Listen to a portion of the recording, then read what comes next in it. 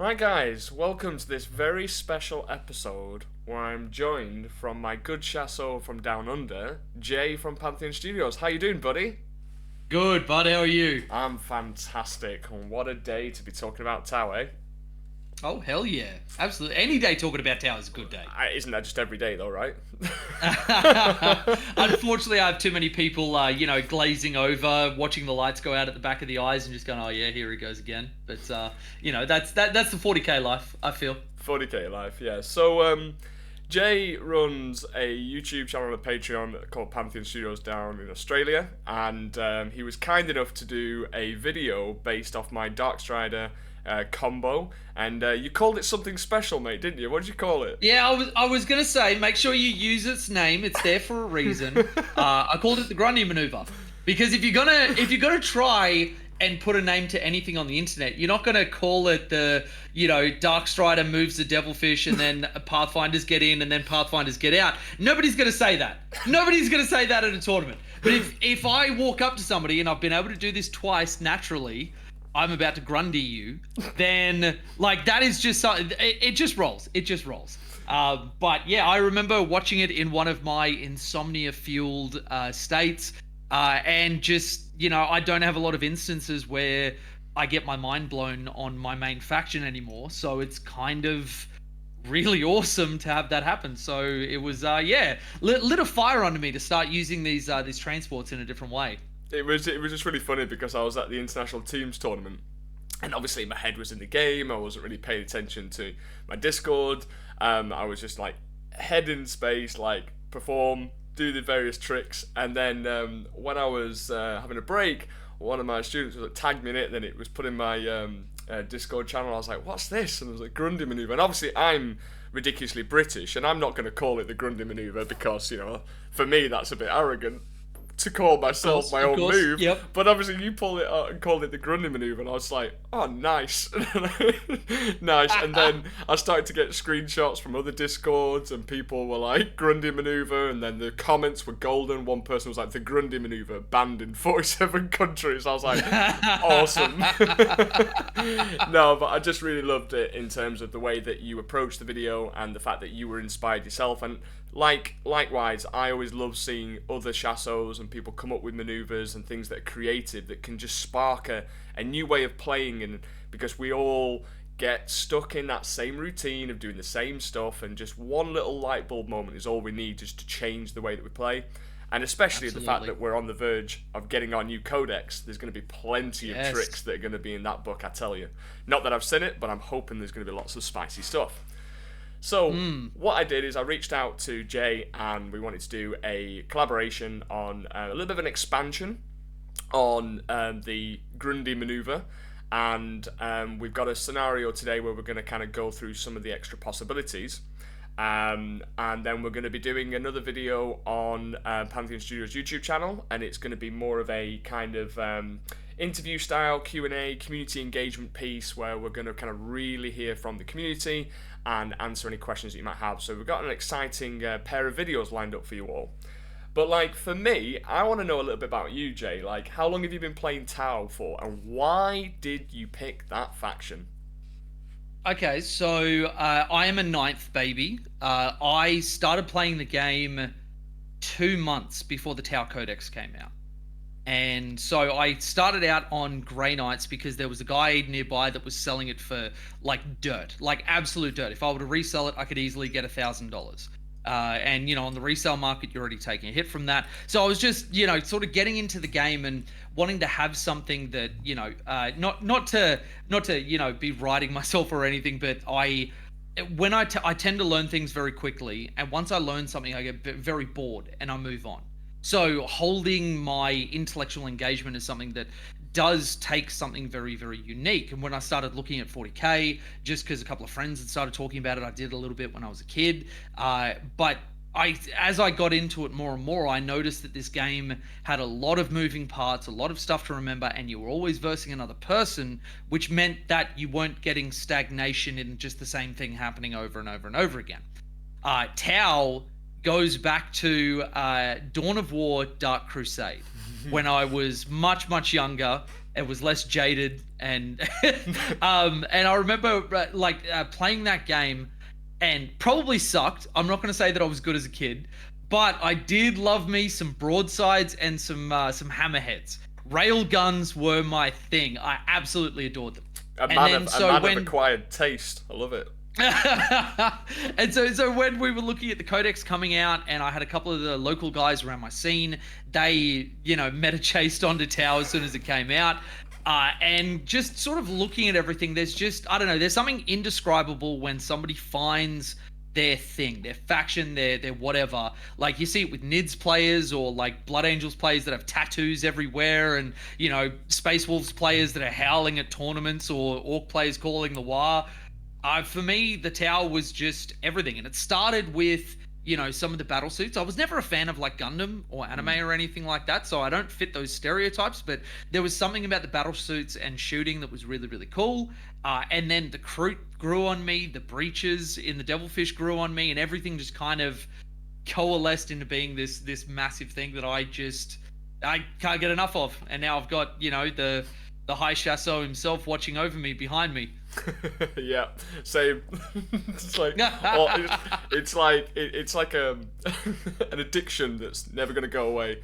I don't need one of those like quit smoking patches, like quit Tau. No, not for me. No, I mean, I like you. I was never into like the Gundam or anime stuff, and I've always been a solo faction specialist. Even when we talk back to fantasy, that's how I got into the whole world of Warhammer. I just fell in love with dinosaurs, riding dinosaurs, the lizardmen, the way that they were the guardians of the old world and the children of the gods, all that kind of stuff. I just fell in love with the lore, and then I bought a massive dinosaur riding a dinosaur. Sorry to the Games Workshop employee that was trying to sell me all the painting stuff and the building stuff. I was like, nah, I want that dinosaur that's riding that dinosaur. That's it. Good day, sir. I said good day, sir. And then walked out. And then, I've told this story 1,000 times, but walked into a Games Workshop on the wrong evening. It was a 40k night. Didn't love it. I was like, nah, there's too much combat going on. There's no dinosaurs on the table. And then Farsight, the model Farsight, and then I started to read his lore, and I was like, this guy's a Chad. He's awesome. And then from there, I just fell in love and became a solo faction specialist in 40k. And I just love how, the way of the battle, the way of the war, whether you can go the Kion way, the Patient Hunter, the Fist of Montcar, or the way of the Short Blade. It was just so cool, and I just fell in love with it. And like, for me, like, there's been no other faction from a lore perspective and a model perspective that's drew me in. There was the little bit of a dark age when I thought, should I be a Space Wolf player? And I've still got Votan in the box. I was like, I look like a small angry dwarf. Maybe that's my calling as well, but nah. So Tau all the way. But it's interesting, to say that you fell in love with the lore and the models, the broadside ones, even the old ones that were like that, right? Yeah. There was something cool about something digging its feet in and just sending it over like hundreds and hundreds of meters. But it's funny you mentioned the lore, and this might be a hot take. But I actually think that a 40k without Tau is a worse overall world. And I've said this to other people, that stuff, because there are people that argue that it's not grim dark enough, it's not whatever.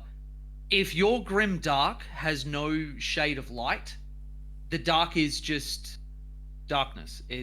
But when you've got a light projecting that or contrasting it, that makes it so much more interesting. And that's something else that I love, this naive race of people who just want to do well for everybody. And I know that there are different takes with, like, the Kelly books or whatever else, but regardless of how you slice it, it is a collective that is in it for the collective. Yeah. And believing that they can change the world or change the universe or whatever else. And that is cool to contrast against, people being like entombed alive in sort of whatever, or being tortured or killed or all the parody that 40k is.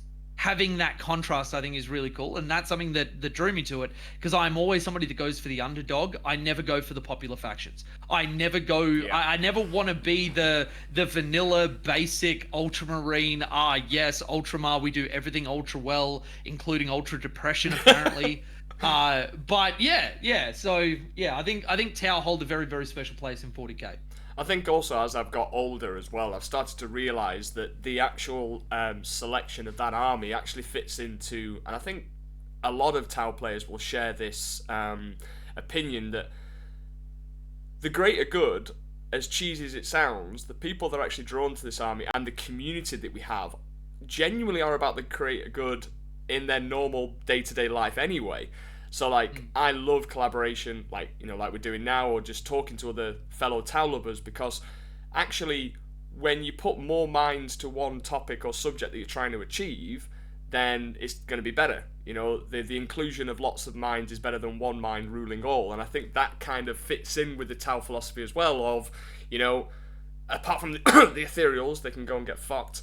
But you know, it's more the fact that a joined approach makes the overall outcome better, in my opinion. So I love working with others. It's why I do what I do. I've always done it in my professional life, working with others to make a, I suppose, a shared goal become a reality. So I just love it, and I could talk for hours, but we're not going to go deep into the philosophy of why we're chosen Tau, but it's interesting hearing your take, mate. Honestly, I really think it's cool, man. Now, thank you. It's not always been an easy ride when playing Tau. From personal experience, I've found that they've been a very frustrating army to master at the early stages, but then can be very rewarding. So what would you say is some of your biggest barriers that you've had to overcome when learning how to play this faction? So there's a few that leap out to me immediately. The first one, and I see this all through the coaching that I do, or the events that I run around Sydney, trying to build up our like new player scene and everything else, wrapping my head around the idea that I can do no damage with a unit in a turn and it's not a waste. So, you know, you have like your crisis suits or your broadsides or whatever else, and you think that, oh, okay, I've got to move over here. I'm not shooting at anything. I'm not doing anything. Your brain as a new player goes, you are wasting your turn. When in actual fact, when you get to the highest level of play, things like staging is very, very important. Setting up for the next turns and not just giving your opponent a billion things to shoot at or charge or whatever else. Just because your unit has not done damage this turn does not mean it's done nothing. You just need to make sure that the position that it's in now is advantageous for the next positions it will be in. That one was very, very hard for me to wrap my head around, because you feel like you have to do everything all at once. But it's just not the case. It's really not. And then also looking at the concept of winning games through trading. I feel like there's a lot of Tau players specifically who want to win the game while losing nothing. They want to do all of the damage and never lose anything in return. And they get so paranoid and freaked out about that happening. And I had it happen to me early on. I'd have someone, you know, counterpunch into one of my units, kill it, and my brain immediately goes, oh my God, I've lost the game. And as you start to filter that out and you stop listening to that voice and you go, no, I still had, that was a 100-point unit. I still have 1,900 points on the board. You're fine, dude. Chill the hell out. That learning how to trade effectively then had a stepping stone effect of being able to make trades that were super advantageous to me, throwing away something that I really didn't care about. And actually, I had this with one of my coaching sessions this morning, going through understanding that you can spend a life, but you can never waste one. And so if you're spending a resource, a life, to be able to achieve something or bait your opponent into a bad position or whatever else, that is a life well spent. If you just throw someone out onto the ancillary because you wanted to throw 3 YOLO shots down a lane and then they just die in return for no reason whatsoever, you have wasted a resource, and that is bad. So I think that those ones were really, really difficult at first for me to wrap my head around, but as soon as I did, you have that light bulb moment and the army starts to come together just a little bit more. I agree, and I think you touched on 2 really important pieces that I kind of have as a staple when I coach. It's resource management is key. Think of it as a game of chess. You're moving your pieces into position, protecting each other, whilst also formulating a plan of attack. And it doesn't necessarily mean go all out and gung-ho, and a lot of lists that I've helped recreate or take back to a fundamental balance is that you can take all the guns in the world, but if you're never getting the engagement that you need, you might as well have not taken them. So it's all about staging in terms of trading. I'm presenting this unit of croup that's 55 points. You're going to have to come and deal with it. What units do you have at that same value? And if it's more than 55 points, I'm already winning the trading war. If I'm forcing my opponent to be out of position, then I can capitalize on their mistakes.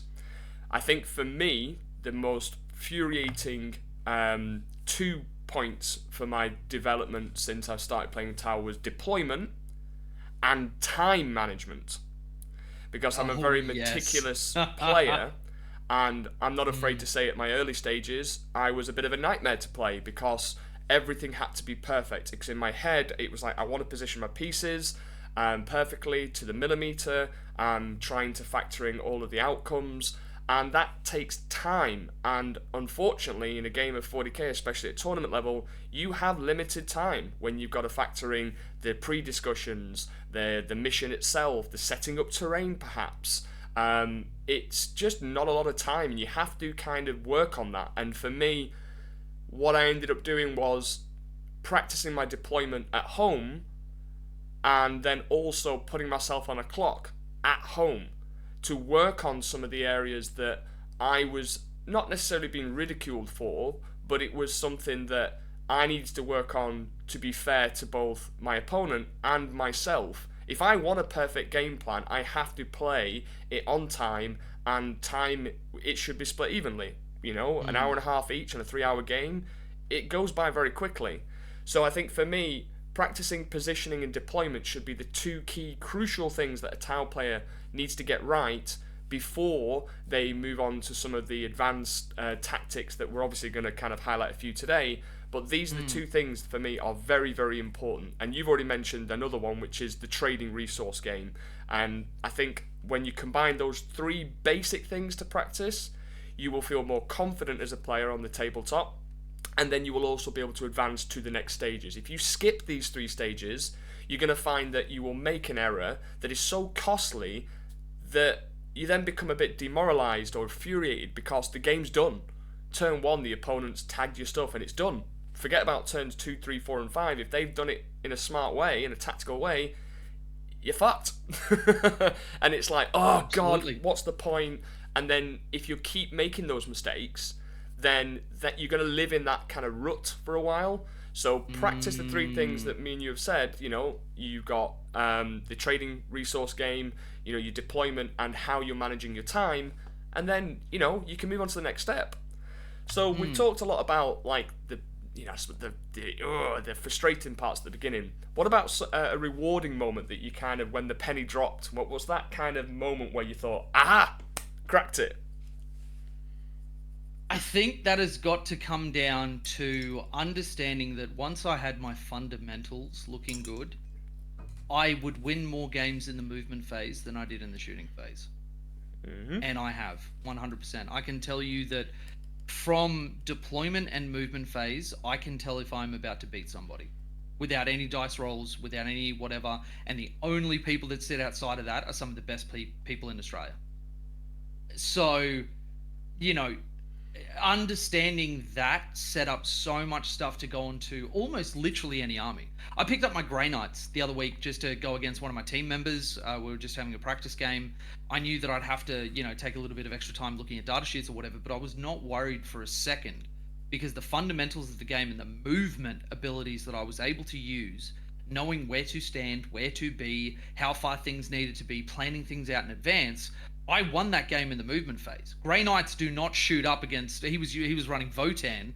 Grey Knights do not shoot up against Votan. No, they do not. So, you know, like having that and knowing that you're going to win a game regardless of whether you pick up a dice or not over the course of a game, that was such a... I don't even know the word for it. That was such an enlightening moment to go, I'm playing a dice game in a game of variance, but I know I can do these things correctly and have almost no variance to my games. Which is such an abstract concept. But I feel like most of the best players in the world fit within that thinking bubble of enlightenment of, knowing what I can do and what I can't do and what I need to do, regardless of my army, as long as I know my movement values and whatever, then I can just win a game using that. And that's kind of incredible. And of course, when I saw the Grundy maneuver, but that's neither here nor there. Well, for me, it's pretty much in line with you, mate. It's the understanding of the movement and specifically the charge phase. And I always take pride on using or being classed as the underdog or the underdog army. And I remember, I think it was like either, I can't remember if it's back end of 8th or early 9th when Tau were just trash. They were just super trash. In the 20% win rate, whatever it was, people were like, oh, Tau, you've not got your fall back and shoot. And then there was some wording thing about Montcar. It allowed you once per game in an aura of 6, but then you can take Farsight, you can do it twice. That's when the Grundy came alive. That's when I was like, right, boom, sick of this, you naysayers. I'm going to prove a point here. And I had a very particular list, and I had Remoras that could go in Devilfish because they were a drone, and then I had this little they were a drone and drones could go in Devilfish. I was like, yeah, boy. And then there's Remoras. That is putting an aircraft inside an aircraft. What the hell? Yeah, it's because like they were a drone, and then you're breaching using units of 5, so it's 2 units of 5, and then it still had 2 available slots. So it was like, well, it's a 1 model drone, so I'll put 2 Remoras. And then you could sling it 3 inches and then move it and then do the Firestorm strat where everything within a 6-inch range or a 3-inch range took mortals. But that was only one trick in my toolbox. Then I had lots of other ones, and I was using the charge phase to do fire and fade.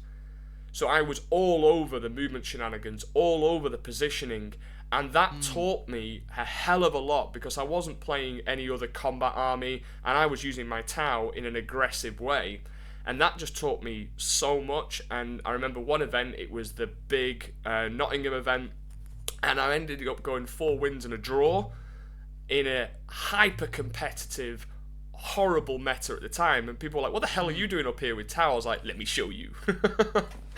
And it was like little moves like that because I was focusing more about movement, positioning, charges, how to get to where I want to be, by just using core fundamental rules.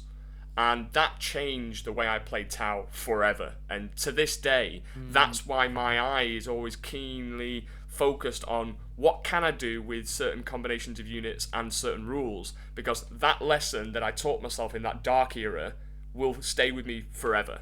And that was my kind of like shining light moment, like my light bulb moment, and it's just evolved every edition, and every time we get some sort of new data sheet or ability, I'm like, how can it be used to its maximum effect? So for me, that was mine. But I actually, it stands out to me as you're saying that, like, being a 9th baby, not having any of that other stuff. But I feel like the movement, positioning, knowing where to be, has compounded even more now that we have cards and we have tactical secondaries. In 9th, where I spent most of my time learning, you would pick your secondaries, start of the game. Yeah. So you knew what you were wanting to do for almost every single turn. Now, you need to be ready for any card draw, any single card draw, and that reinforces that if you can stage and position well, you will basically just get 10 points on secondaries every single turn. Obviously, with the exception of like Defense Stronghold, which is like 3 points or whatever. But even that, making sure you get that, because that's at the end of your opponent's turn. That's not a guarantee at the end of your turn. You need to stop them from doing it. And if you have them positioned in a way that you can, then, okay, cool, you just automatically lose that secondary. Yep. I feel like 10th has really doubled down on that in the best possible way, that it reinforces this great play. It reinforces these like fundamental skills. Absolutely agree. I think we've got one last question, because I know our audience will be like, just show me the goddamn simulation on TTS. Like, we want to see it. God damn it. But are you the way of the short blade aggressive player, or are you more of a patient hunter kind of guy? In the video that I did, talking about the Grundy maneuver, I put up on screen that I have a 100% go first win rate. And that is even through the Eldari Dark Ages. Mm-hmm. And I've been trying to help my patrons with this, because I feel like some people have trouble developing their killer instinct. I am 100% Montcar. Like, there is no two ways about it. I can play on the back foot, playing defensive, going second, all that sort of stuff. But if I can have first turn, or sometimes not even first turn, just where somebody hasn't deployed in a way where they can apply pressure to me, and I start to get to move out and flood and pick my targets and do all that sort of stuff, I love pulling off an aggressive play that just leaves your opponent bewildered as to what just happened. I am 100% Montcar without a shadow of a doubt. So, I was 100% way of the patient hunter when I first started, being very meticulous and planning and stuff, and then I had to force myself to get out of that castle mentality and push the aggression, and I did, and I loved it. And then Farsight was like, "Told you, stop pissing around with Shadowsun and come over to the Montcar boys." I was like, "All right." And then, a little bit of ego. I've called myself Commander Puretide. Now I'm literally even Stevens on both Montcar and Kion Way of War. I'm like, for God's sake, man, just choose one way. You can't have it both. And they're going, yeah. So I'm around about 83% on both. And it's just like, okay, fine. But the one thing that I 100% love about the aggression play is that it's aggression without shooting. It's the tempo control. And the Kion Way of War, the patient hunter, is how are you managing your resources. And what I teach within my Discord and my Patreons is that look at your win percentages. So the people that are listening in now, have a look at your Tabletop Battles app and have a look, have you got a higher go first win rate? If you have, you're probably more of an aggressive player and need to learn the importance of managing your resources. If your go second win rate is higher, then you are really good at managing your resources, but you need to learn how to actually push the tempo and go into that mindset of the way of the short blade, the Montcar. And then look at your average points that you're scoring, because that's telling you what you're doing and your behaviors within the game. And I've got this philosophy and I've had it throughout my work life as well. It's that focus on the behaviors, not the outcome. Because if you do focus on the behaviors, the outcome will come. But if you're just focusing on the outcome, whether that be going 4-1 or X-1 or 3-2 or podiuming, the best you will ever achieve is that outcome. But most of the time you will fall short, which then you run the risk of getting demoralized and questioning and doubting yourself. But if you're just focusing on small behaviors, if I'm on average of 70 points, how can I get to 75? How can I get to 80? Then you can push it further and further and further and further. And the most important one for me is your loss differential. And the way that you look about your loss differential is, okay, so I need to get those points down to, let's say, 10 or 12 points difference. And then any particular play that you can make in game could swing that into your favor. And that's something that I've been working over this last season, was getting my my loss differential down from like 20 odd points, and it tends to be against those armies like CSM or Eldar. And in the UK, we've got such an aggressive tournament scene that I go to an RTT and Mike Porter or somebody else turns up and I'm like, this is an RTT, bro, what are you doing here? And they're like, what are you doing here? I'm like, fair play. I live around the corner, you live in London, what's going on here? We're in Leeds. So it's learning how to get those points down, and now I've got my loss differential down to about 12 points. So it's that kind of razor sharp focus, and we've got so much data available to us nowadays than we never had in the past, that you can look at it and go, right, what's my simple action plan, my small little behaviors that I need to change within game that can influence my overall win rate or the points that I'm scoring. So guys, if you're listening, think about that, and then listen to what Jay said as well, and all these little things when you add up will change the way that you play the game or approach the game.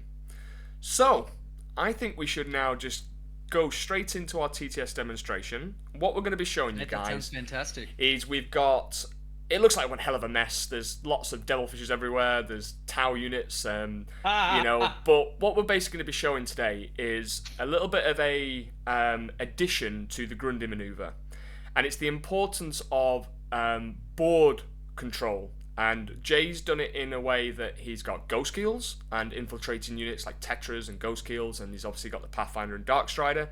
And I've gone for 30 Pathfinders with 3 Devilfish. So we're going to just kind of show you what you can do with these units even before the game begins.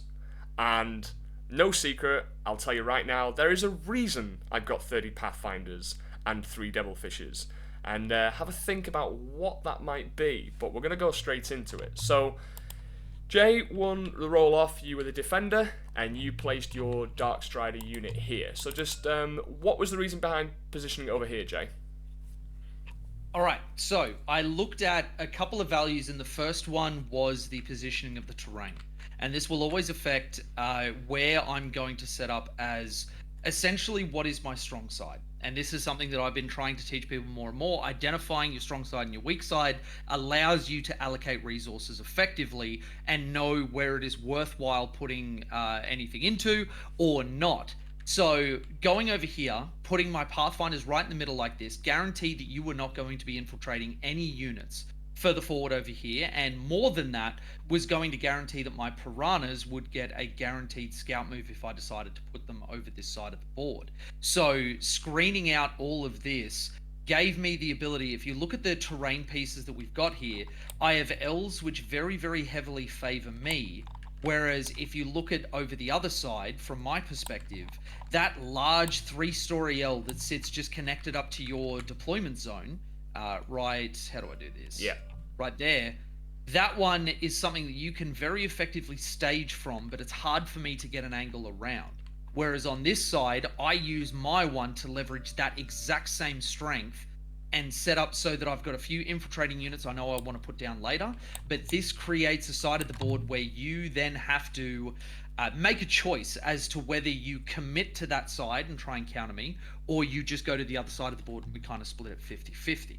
And you made your choice, obviously, with the Pathfinders going down. So what was your decision-making on that side of the board once you'd seen my first laydown? So, pretty much the same as you, in terms of, obviously, looking at the terrain setup. And this is a great staging point, like you mentioned. But for me, it was, okay, well, I always talk about looking at the terrain in the table and looking to see which objective you want to fortify. So obviously, you're going to want to fortify the top left, and I'm going to want to fortify the bottom right. And then it's just a matter of, okay, so how are we going to sabotage this? So obviously, I've set up units to go this way to sabotage the one that you're trying to fortify, and looks very similar on your side as well. So for me, it was pointless trying to kind of infiltrate near the middle, because you've screened out quite well with that Pathfinder squad, being able to string them out, and obviously you've done the dog bone on each side. Absolutely, must do. So that you can obviously string the unit out further. And so I've done a similar sort of thing over here. I knew that I couldn't screen out completely in the bottom right corner if you wanted to put ghost keels. But if you're going to bring those ghost keels forward, I've at least got units that are going to stage here to go and deal with that threat. So for me, it's very similar. We had similar ideas. Fortify the flanks and give ourselves room to do other scout moves. You're going to do it with Piranhas. I'm going to do it with potentially other units, which I'll come on to in a second. So, go on. Now, one thing that I did want to point out is that as soon as I saw where your Riptides went, the side that I thought was going to be my strong side immediately switched to my weak side. Yeah. Immediately.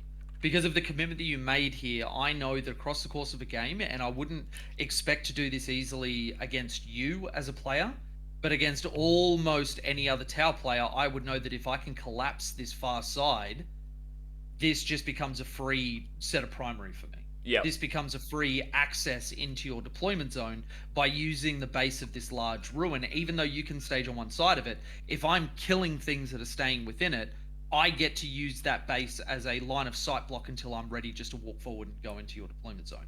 So, you know, really, I know that with the list I have, I don't want to be brute forcing 3 Riptides. It's very likely that I'm just going to annoy the shit out of you on this side. Yep. And then put my game plan elsewhere. Which makes perfect sense, and in kind of retaliation, through placing my aggression here, I'm able just to annoy the hell out of you with so many staging units, my Devilfishes, my Breaches, and just clog up and stop you from collapsing this flank. Whilst in reserve, we've both got a few reserves. I've got 3 single XP8 commanders and a unit of 2 broadsides. You have a what looks like to be a Devilfish and a Piranha. Yep. And obviously, I imagine your Crisis Suits. I left them out of this game. They came with the pre-saved army that I have, but I'm not using those for this example because Crisis Suits just went up. I have definitely moved to a more MSU style army, as opposed to using, the big bricks that we have been. The big tech piece for anybody watching this, the reason I've got this Devilfish full of breaches off there is in the rules commentary, GW walked back from what they determined at the World Championship of Warhammer, where we can now have a Devilfish come onto the board and then unload its breaches. The only stipulation is that they cannot be closer than 9 inches from any enemy units. And I actually checked this up. There's a little bit of a spoiler for the video I've got on the editing desk right now. I checked on every single deployment. That Devilfish cannot touch a no man's land objective if no one's in range of it. But on every single deployment map, you can get the breaches out onto there. So there are these hedge case scenarios where if you just shoot me off a point, go, cool, you don't have that now, you got nobody in range, I go, haha, breach fish out of nowhere. And then bam, I'm doing cleanse on it, I'm just holding it ready for the next turn's, a primary draw or whatever else. So that's my decision to sort of have him back there. But 2 different lists that play very, very differently, but I feel like we have a lot of the same tools because after you and I just played the Infiltrate game, the counter-infiltrate game. We are about to play the counter-scout game, which is another fun little mini-game all its own. Absolutely.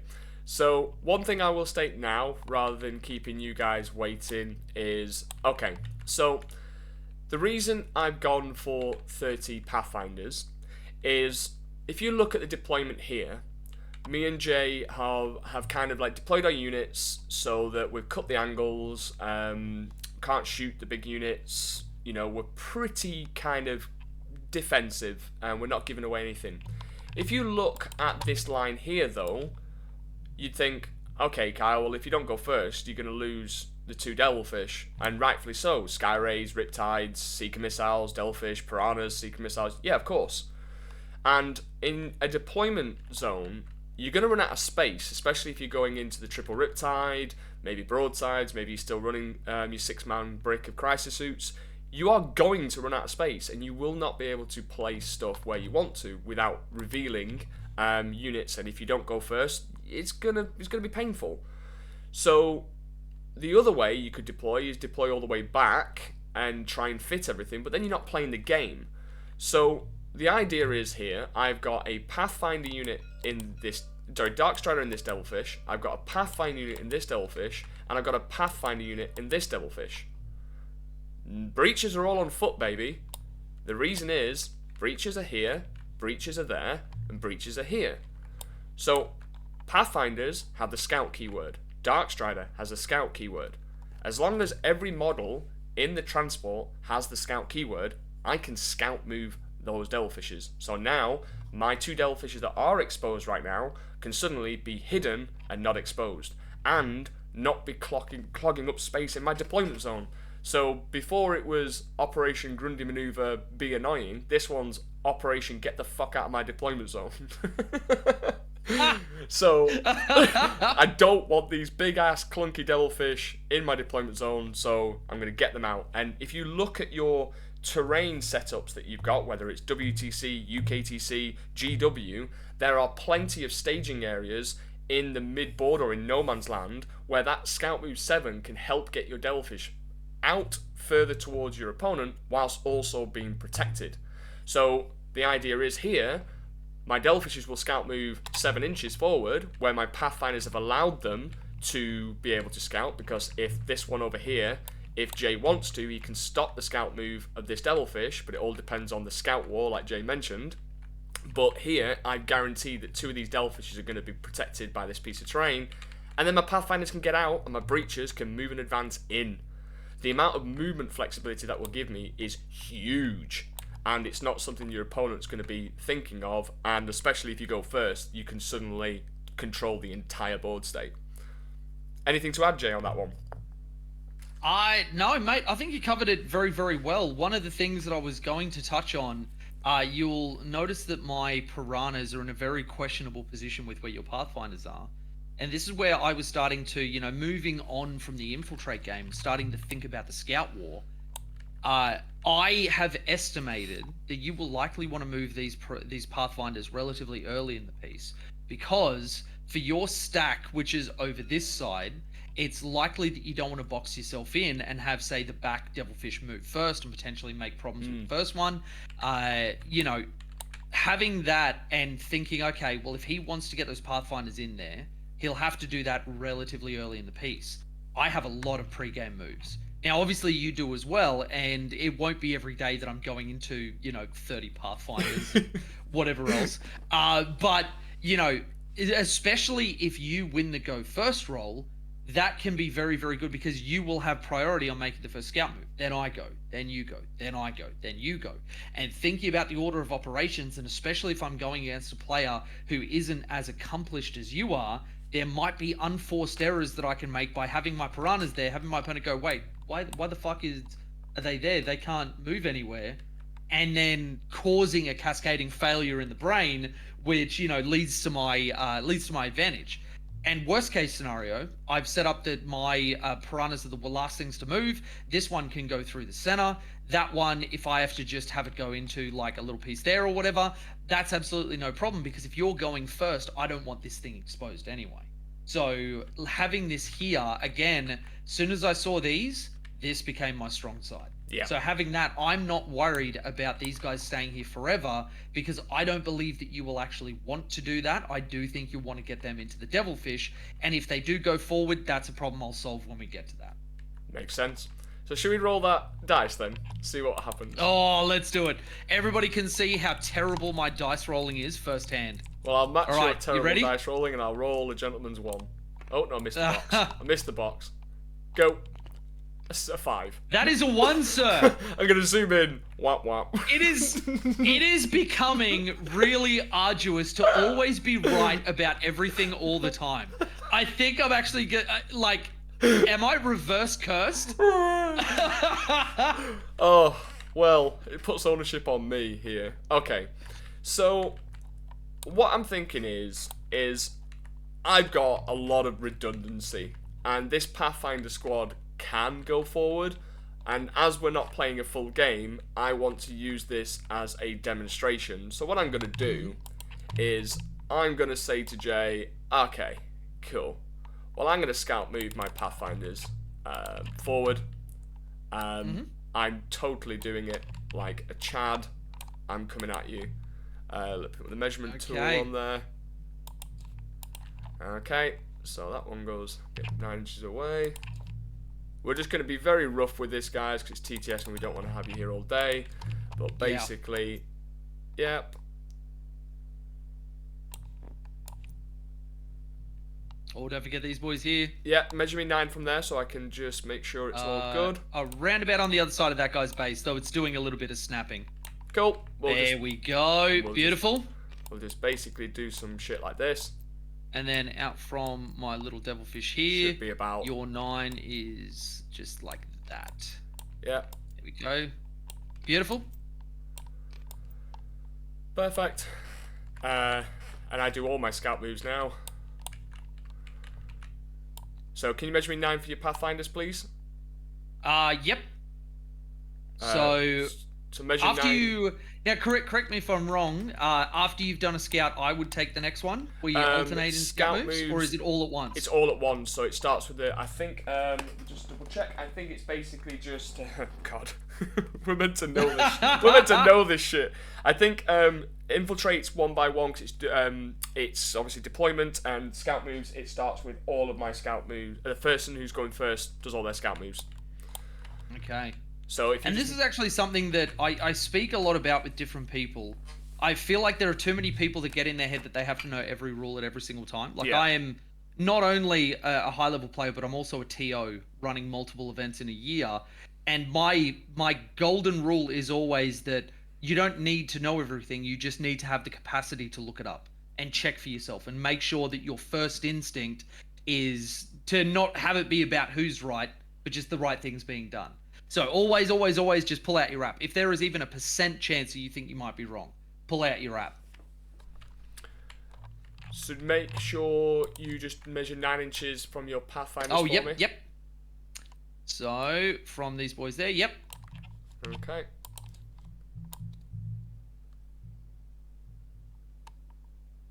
And from these guys here, that is your 9 down there. Cool. Done. I'm just going to have it like that, and then yes, Scout 7.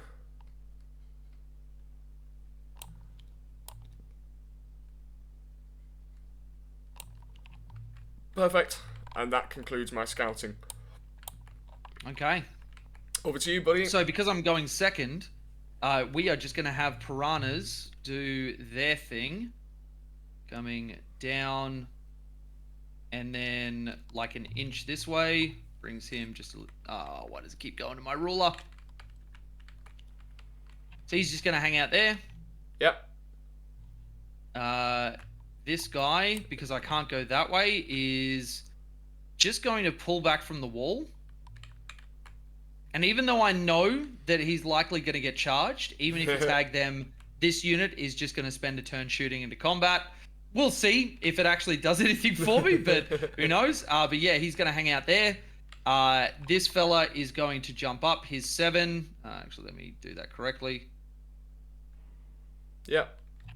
And then because I have pre-measured like a very, very good 40k player, I am wholly within 10 inches of this devilfish.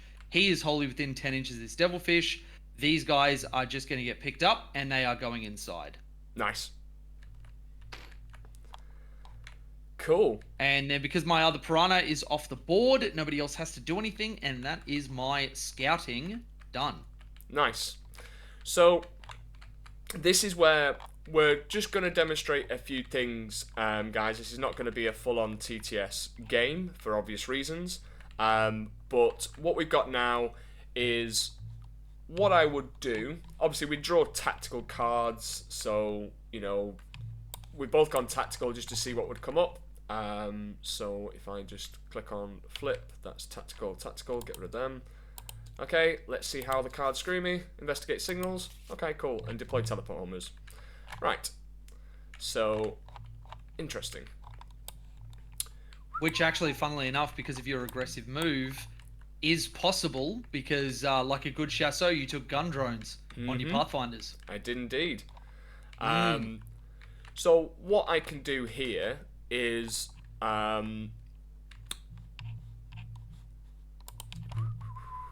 if we show investigate signals there from the back of my Devilfish's base, or alternatively get out 3, move 7.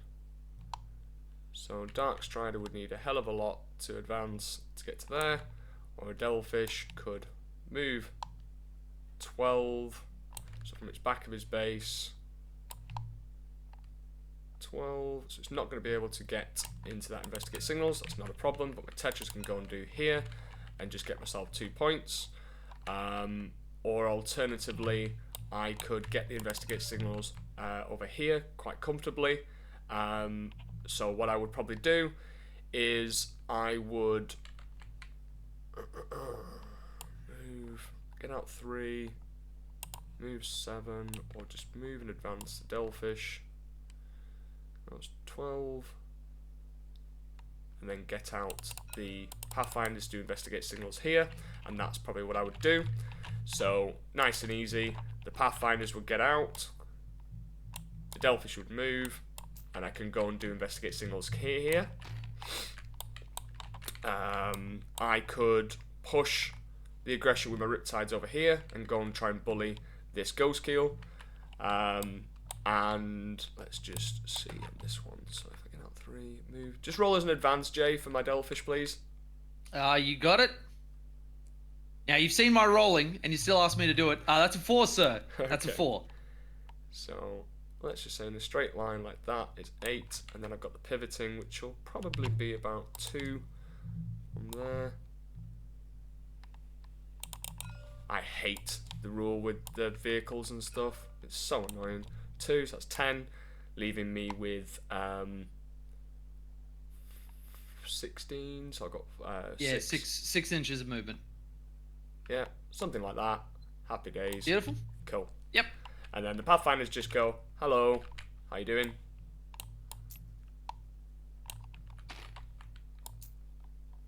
Yep, nice. Could probably just do it something like that. Give or take. Ba, ba, ba, ba. Nice. Bam.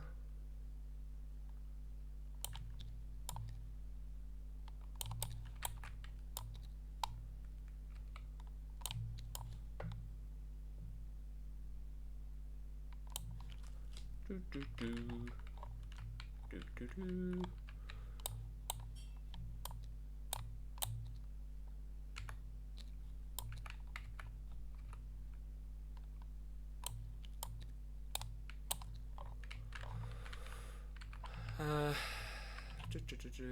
So get out. Nice. And then over here, what we can do is we can decide now what we're going to do with our Pathfinders and our Breacher. So I'm going to advance the Devilfish with the Pathfinders in. 5. Huge.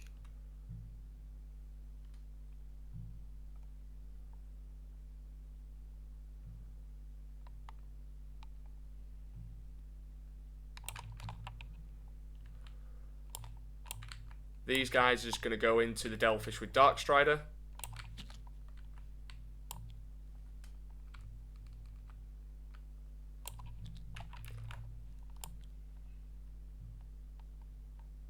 We've got Piranhas over there. And what I could do, if I wanted to, Ghost Keel's not really set up to kill. I could, if I wanted to, do Investigate Signals, which would get me pretty much a nice tasty 6 on Investigate Signals. Mm-hmm. And then these boys. Yo.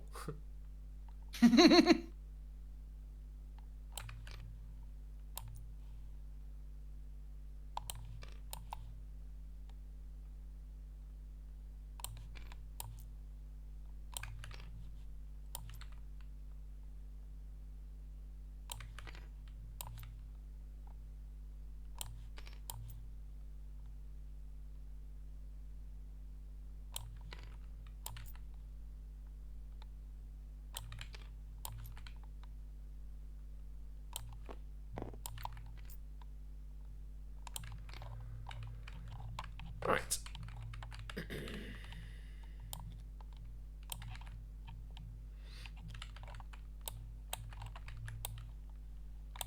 These breaches are going to advance 6. Love it.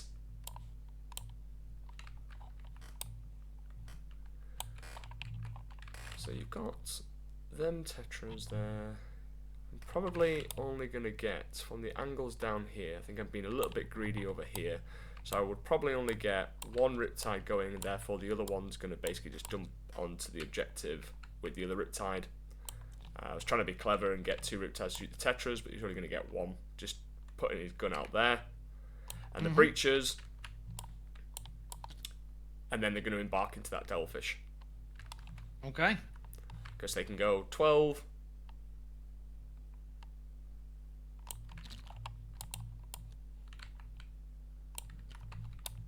And again. This is something that I should have probably pre-measured out, but what the lesson is here, guys, you can always pre-measure the average. I got extremely lucky rolling a 6, and in my breaches we're going to go there anyway. But what you can do is you can pre-measure on an average dice roll of a 3, so you got 9 inches movement. So if you had 9 get you to there, and the Devilfish was able to have all the models wholly within 3 to get into the Devilfish, you could hop in. And the idea is to use these devilfishes as kind of revolving doors, if you will. And then, yeah, that's pretty much it. Like, my breach is just going to go on to that home field objective. We've not even set a primary mission because that's not the aim of the game and the demonstration here. But effectively, I'll have my breaches still staged in that corner, but on the home field objective. And Darkstrider, well, what he's going to do is, I need something to do homers, so I can do it one of two ways. I could just move my broadsides within 6 if I wanted to, which gets me to about there. Or I could put Darkstrider here. So, what do I want to do? While you're making your decision making there, one thing that I do want to highlight from there that I think a lot of newer players don't do in 40k. It's okay to have a singular mind when having a plan for a unit, but you notice when those breaches were on the other side, initially Kyle had a plan for them to go forward and come out here, which is all good and well, but seeing a play that developed over this side and the role of an advance roll, if he was banking on that advance roll being a 3 or higher, there is going to be, 2 out of every 6 games where you roll the 1 or the 2 and your breaches either have to stay all the way back here because you had no other plan for them, or they have to stand out in the open, and very likely I would just shoot them off the board because I know that removing that is just incredible. So always make sure, if you can, think out as broadly as you can that you have 2 plans of attack, and that one might be a little bit better, but the other one is just as viable to either keep a unit safe or get damage down or have them staged in a way that will benefit you later on in the turn. Try and be as broad in your thinking as possible. Agreed, and couldn't have put it better than myself. So, yeah, do you know what? My broadsides are going to do a homer because it's funny. Oh, hell yeah. So let's just show area denial. So I'd have to be there, which means Skyray could move out, go onto there, get cover. The Riptide will not be able to shoot me unless he has to go over here. So the safer play is probably just to put Darkstrider there, but then what has he got to come and deal with Darkstrider? So a Ghost Kill could move 10 and shoot down there. I don't want any of that. So yeah, broadsides, you're on homer duty. And actually, a good point on that. All it takes is for me to draw Assassinate, and then all of a sudden, that Ghost Kill, which he can't hold up, by the way, I fall back and shoot. I am going where I want to go with that fly vehicle. If I draw Assassinate and he's got Darkstrider sitting out in the open, then I will absolutely do that. If I draw Bring It Down, a fusion Ghost Kill at that sort of a range, I'm probably not going to even try for that play because there's every likelihood that the broadsides just live it anyway. So, yeah. So, that's pretty much concluded, and that is a spicy 6 points on Investigate Signals and also 3 points on homers. I have positioned a Pathfinder here, so it's in that deployment zone if I wanted to, but what I'm going to do here is effectively I'm just going to shoot into a piranha, I'm going to do a grenade stratagem, and I'm going to kill that piranha and then charge the devilfish.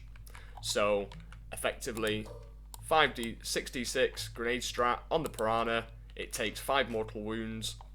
And then the 3 ion shots, I'm going to overcharge like a Mega Chad, hitting on 5s, so 1 hit, 1 wound, AP 2. Okay. There you go. Let's go my terrible rolling. That's a 2. So that's It'll kill. dead. See if it blows up. Do I blow? No. I do not. I anti-blow. I implode. And then I'm going to charge the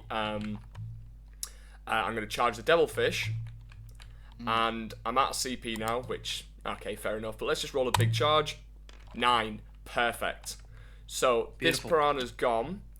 Now what I'm going to do is I was looking for a cheeky opportunity to potentially charge the Devilfish in such a way where I block out as many models as possible and then slingshot this guy 9 inches that way and then pile in and touch here.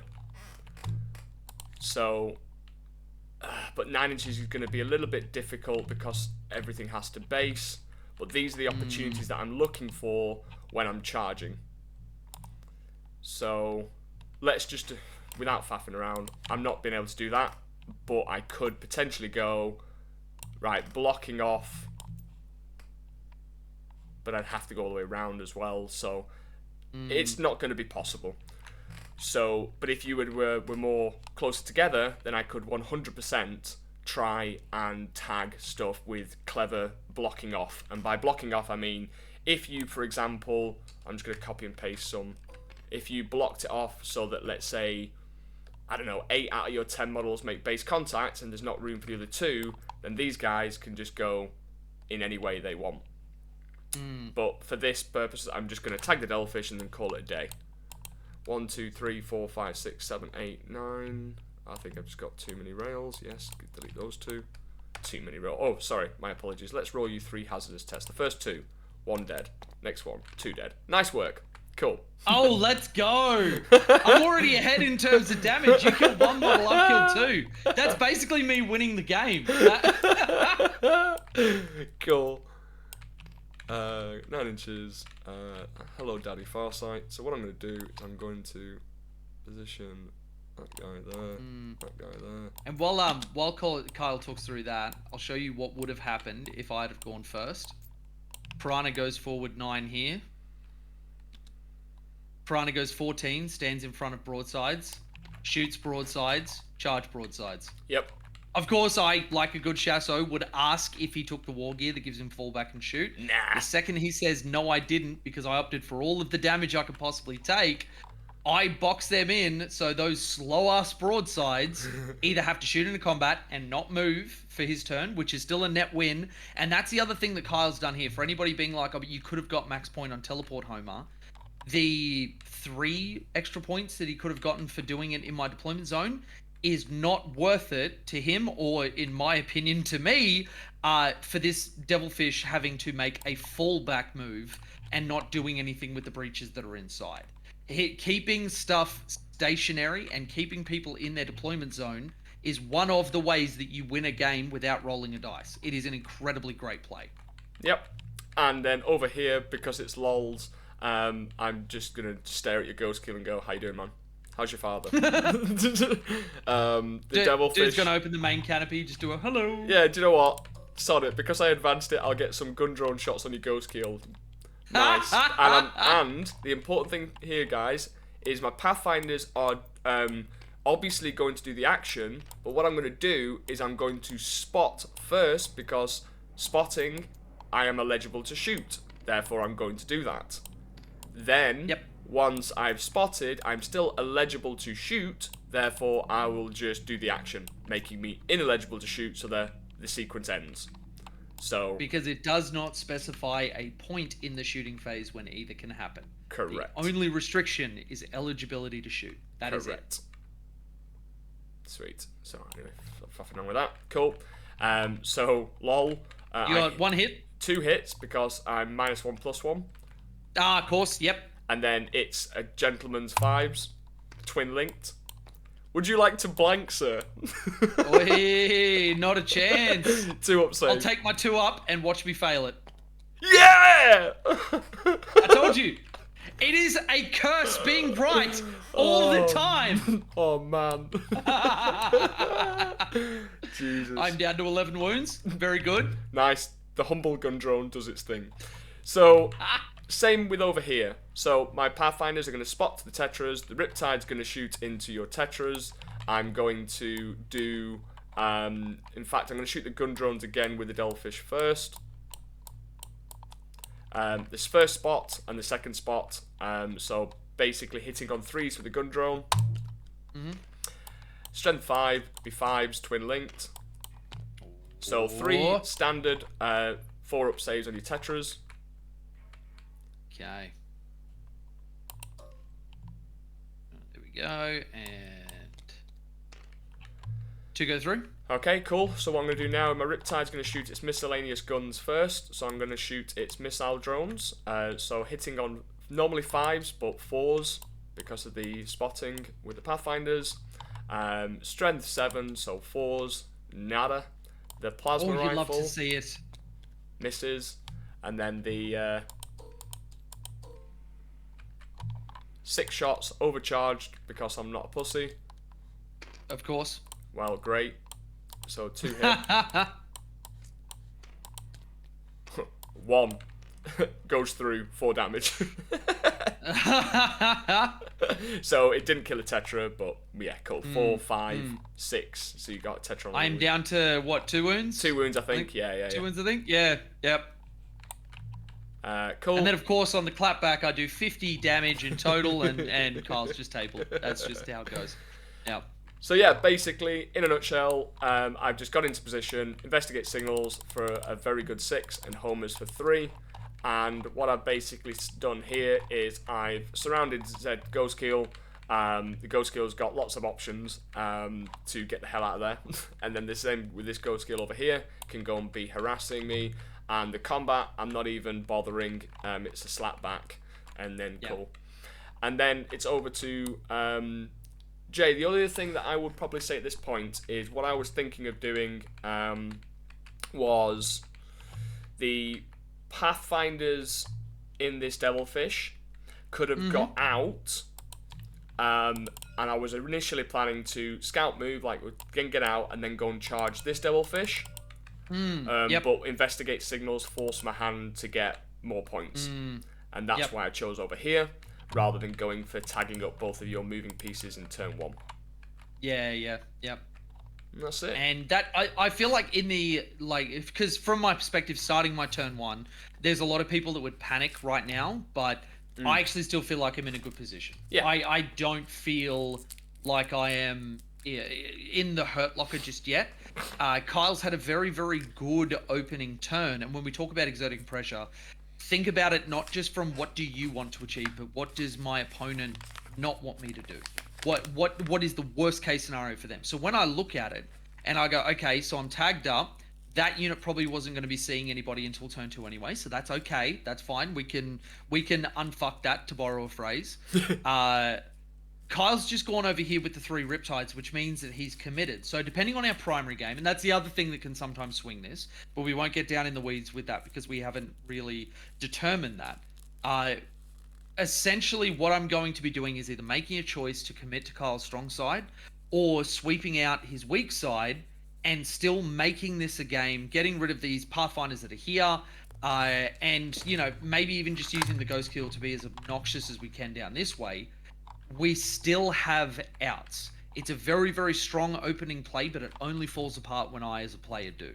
So, and honestly, I think this would be one of those games where it might come down to a few choice dice rolls, because there is a very, very strong opening. If I can get a strong response, then that's fantastic. If I can't, then obviously the game goes over much quicker than we would like. But so when I'm looking at this, and this is also, where Kyle pointed out, it's not an accident, the gap between the Devilfish and the Sky Rays, and some of the places that I've gone, and this is always pre-measure. Pre-measure everything. Measure that you've got 7 inches between your 2 units if one can slingshot off it, because if these are within 6, he's got a slingshot to go and tag this. If they're not within 6, this Pathfinder unit's standing out in the open, and that might be okay. And if we weren't in the town mirror, it might be a different story, because doing this, let's say that I am, Space Marines, and I've got a bunch of units that can't move anymore, and I've done this to Space Marines players, that can be a very, very, very hard thing for us to do, but luckily we have fly on almost everything. Astra Militarum players, actually, I do this to all the time, and they hate me, because when they can't leave their deployment zone, like, if this is a Russ, this Russ isn't going anywhere. Especially when Kyle was talking about wrapping it, which he had more than enough to do on a charge. You wrap a Russ so that it has nowhere to fall back to. It is staying there for the entire thing, and nobody else can shoot into it because they're infantry. Yep. You can shoot him, but he can't shoot you. And this is where, we were talking about it before, and I feel like this is a great way to sort of show a little bit of this in, what was that, like 20 minutes Yeah. of an opening turn. You show how something that, if I'm not a devilfish with fly, and even in that instance, I don't want to fall that back. Yeah. I don't want to get breaches out right there to kill a Pathfinder unit. It is forcing your opponent to potentially make incorrect decisions, which I guess is a forced error, but... And then he would be able to capitalize. Because he's got these angles down here, he's got 2 Riptides and potentially a Pathfinder unit that can just run down here, shooting down a very open sight line to be able to hit the Devilfish and the breaches that just got out and all that sort of stuff. So, think about what you can do to disrupt your opponent's game plan. He was happy to charge here because it was a Devilfish. Don't do this into like Thunderwolf Cavalry or something like that. Just stand in front of them so they can't run. Too many people have made that mistake. But really, really great look at an opening turn from Tau. And this is how you exert pressure on an army that is supposed to be flimsy and castling. And then not to mention that with Jay's decisions now that he has to make, is that it's my turn 2, and I've got 3 solo commanders and a unit 2 broadsides being able to come in and capitalise on any positional errors. Not that I expect Jay to make any, but my second layer of attack is incoming deep strikes. So I got the board presence now, will lose some of the board presence, but then can gain it back through my deep strikes and my positioning with other units. So like Jay's mentioned, my Riptides can now have a free firing lane all the way down here. My commanders can drop in and shoot down here as well. They can go into corners, and my broadsides can come on here and shoot down there, or they can come on here and shoot down here as well. So I'm saying, stay there. The moment you come out, I can then take those pieces from you. It's pure aggression, pure Montcar. And when we were talking before about, like, I've got the Piranhas and the Ghost Kills as part of my list, one of the things that Kyle has up on me in terms of list design is those solo commanders. He has no restriction of coming in here. My Devilfish cannot arrive here in my turn 2. His entire deployment zone is perfectly safe.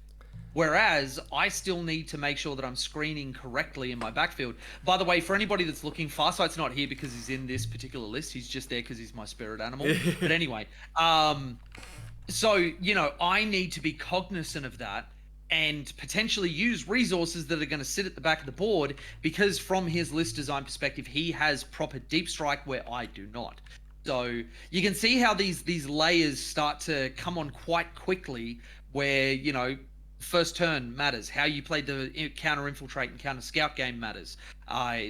List design decisions are really fantastic, and there's no one correct answer. And that's, I think, one of the other things that I really love about Tau. We have so many ways to solve problems. But, and why did I shoot that Piranha and kill it? Well, because this Piranha, like Jay's mentioned, it was going to go for my broadsides, or can get him to do area denial, or deploy teleport homers. So killing his speedy pieces, rather than taking some plink shots at Devilfish or Tetras or Riptide, I thought, no, get rid of that piece, use the grenade strat, get it dead, and that's one less trading piece that he's got. Absolutely. Absolutely. You need to get rid of Piranhas, like, immediately. If you're in the mirror, do not let those things go around, because I will ruin your day with 2 Piranhas. Yep, so let's give you the... so I was the red player, so red player starts, and then... Oh, lordy, here we go. And then your cards, sir, are Area Denial, all right, and Investigate Signals. So I killed. Oh, that is excellent. I killed the Piranha to stop you from doing area denial, and that's what's come up. And you've got Investigate Signals too. So apparently, there's something interesting going on in the corners of the battlefield. Yep.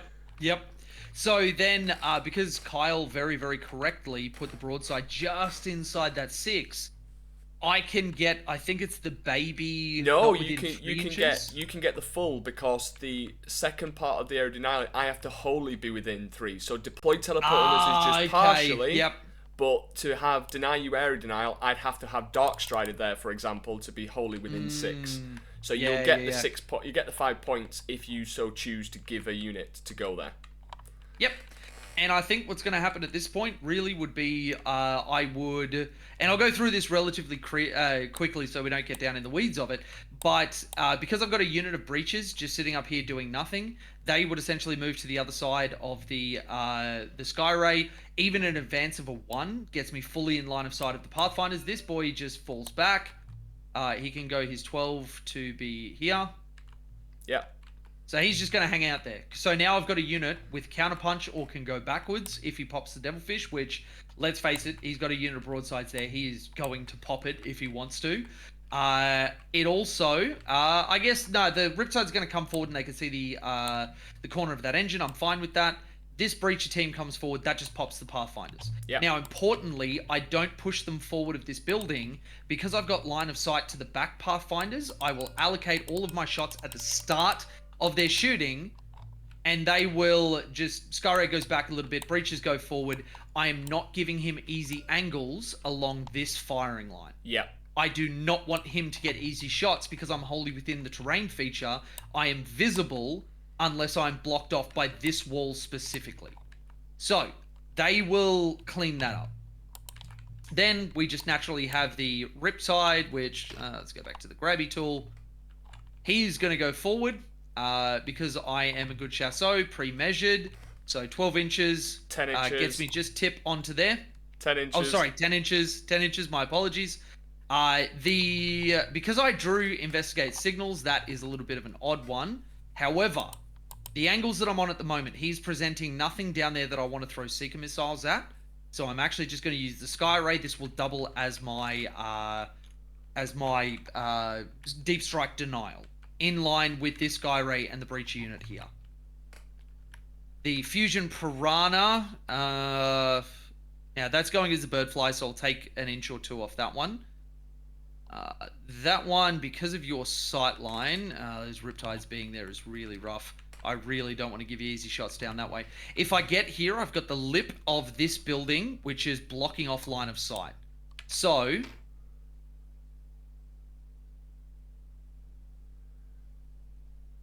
that one comes forward like that. He's protected, ready for next turn to counterpunch against whatever I need. Tetras come in, and they are going to quite literally do the exact same thing that Kyle's did before. This guy's going to go 10 inches forward because I'm not worried about him. Yep. Tetras are going to hang out just here. And these guys are going to guide for whoever I need to on this side. My ghost kills, I've actually moved to Flamers because Drukhari are back in the meta. And I need more volume out of them. So Fusion Collider on the main gun, Flamers on the second. So essentially it'll be a split fire between the Devilfish and then the Flamers on the Pathfinders. And then you are on the terrain there, but I think that was more just moving it quickly so we don't get everything sort of gummed up. So Riptide, not really able to see anything down that way, which is fine. Actually, if he's not able to get onto the objective, you could advance. I actually think you could advance him. I could advance him, but I actually think not giving a sight line, he's still going to stage like this. Yeah. As long as I don't sit in the sight line of the Riptides, if you stand in there, I can walk out and counterfire. Yeah. But at the moment, I want to present you as little shots as possible. The more important thing here, just off the side of his base, he is a secondary firing piece if any of these Pathfinders live. Yeah. I know it's not optimal to shoot Pathfinders with a massive ion accelerator, but, you know, it's the position you put me in. Then what I'm going to do, this Ghost Keel is very likely going to stand here and just do similar things where I've got the Fusion that can come down this way, Flamers going back into here, Tetras doing the exact same thing on this side, hugging here as much as we can. So I've got Signal, Signal, Signal. I've got Area Denial. This Devilfish... Okay, so if I'm running a list where this Devilfish is holding my Exemplar of the Kaoyuan breaches, he's staying behind a wall. He is not moving out. And this is a counterpunch threat that with your movement, you can get him to come and see, but you won't be able to do it with both Riptides because they'll physically block each other out. And actually, that might necessitate me doing that, which means a Riptide won't be able to come and see him. He just rotates a little bit. Yeah. Devilfish sits here, nice, fat, and happy. Ghost Keel's here being a massive move blocker, and yeah, this is going to get overtaken by you. I'm just going to roadblock as much as I can. Sound. And then this Riptide here, he's probably just going to move up to that point there and stage, because the Ghost Keel protecting him here, being here standing in the open is functionally as good as him standing inside this ruin. Because if you can't get line of sight on me with the Devilfish here and the broadside's moving 5 is unlikely. Yep. So protecting yourself with those sight lines, yeah. And then we just go to some shooting phase, see what I can kill. It's unlikely that both units of Pathfinders get killed in their entirety just by flamers or whatever. It's a coin flip if I kill the Devilfish. It's a coin flip if I get meaningful damage on the Riptide. But that's not my objective. Objective is being in good positions for next turn and giving Kyle some decisions that he has to make, knowing that I have a Piranha and a full Devilfish full of breaches yet to come on. Makes perfect sense. And that's my turn 2. Do you want to roll? Do you want to roll? Let's roll out your Go skill over here, bro. Let's give you some Go skill fun. Oh lordy, is this Go skill here going into the Devilfish? Yeah, the flamers into the Pathfinders. All right, let's do it. You can see how incredibly legendary my lack of being able to hit shots is. So full rerolls, Tetra. Yes, I will be. So and then splitting fire onto the Pathfinders. So reroll that. That's why we bring the Tetras. Nope. That's some J rolls. And then wounding on 3s. That's some J rolls. Do you want a CP reroll? And then no. We are going to use it for good stuff. Flamers, 3 shots, 3 opportunities. That will not be the last time I do that. Twin linked. Yep. So re-rolling against Pathfinders. Oh my god. One so dead. 2 saves, 1 guy dead. I'm going to remove a standard one. I'm going to keep the one with the gun drone just for advancing reasons. So I'll lose a Pathfinder. Yep. Of course. You'd be losing money not to. Not resolving anything there. So you can see that, like, the Ghost Skill probably should have done damage, but it's me rolling dice. I don't win games because I roll good dice. I win games when I make good decisions.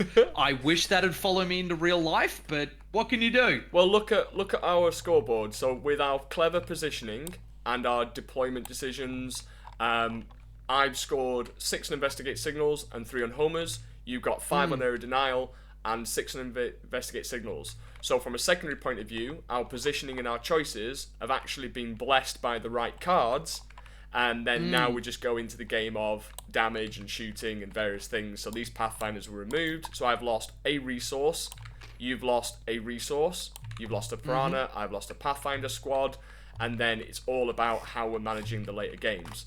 You've cleverly positioned your units to block my Riptides going into here, which is a great move. And then obviously you've not put any resources down here because you know that my Riptides would have super happy fun times. And then the same with this positioning here, where you placed your breaches in a line to see 1 Pathfinder to mitigate any firing rods coming on there. It's a great move. And the other thing as well, if you look at a screening point of view, what you could do is keep it just within 6. And then if you get into the habit of pre-measuring various things, like if you have 18 inches between units, it minimizes the deep striking thing. So there'll be a breacher guy like there, which pushes me out to here.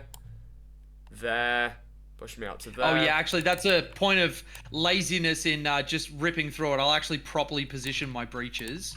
Yeah, and then your Piranha, because it's got pivoting moves, you can pivot like that, like for example. And have it so that it's screening out more of an area. Yep. And I believe from a commander's base size, it's greater than 3 inches. It's a standard XB8, so it's on a, 40 mil, 50 mil? 50 mil, yeah.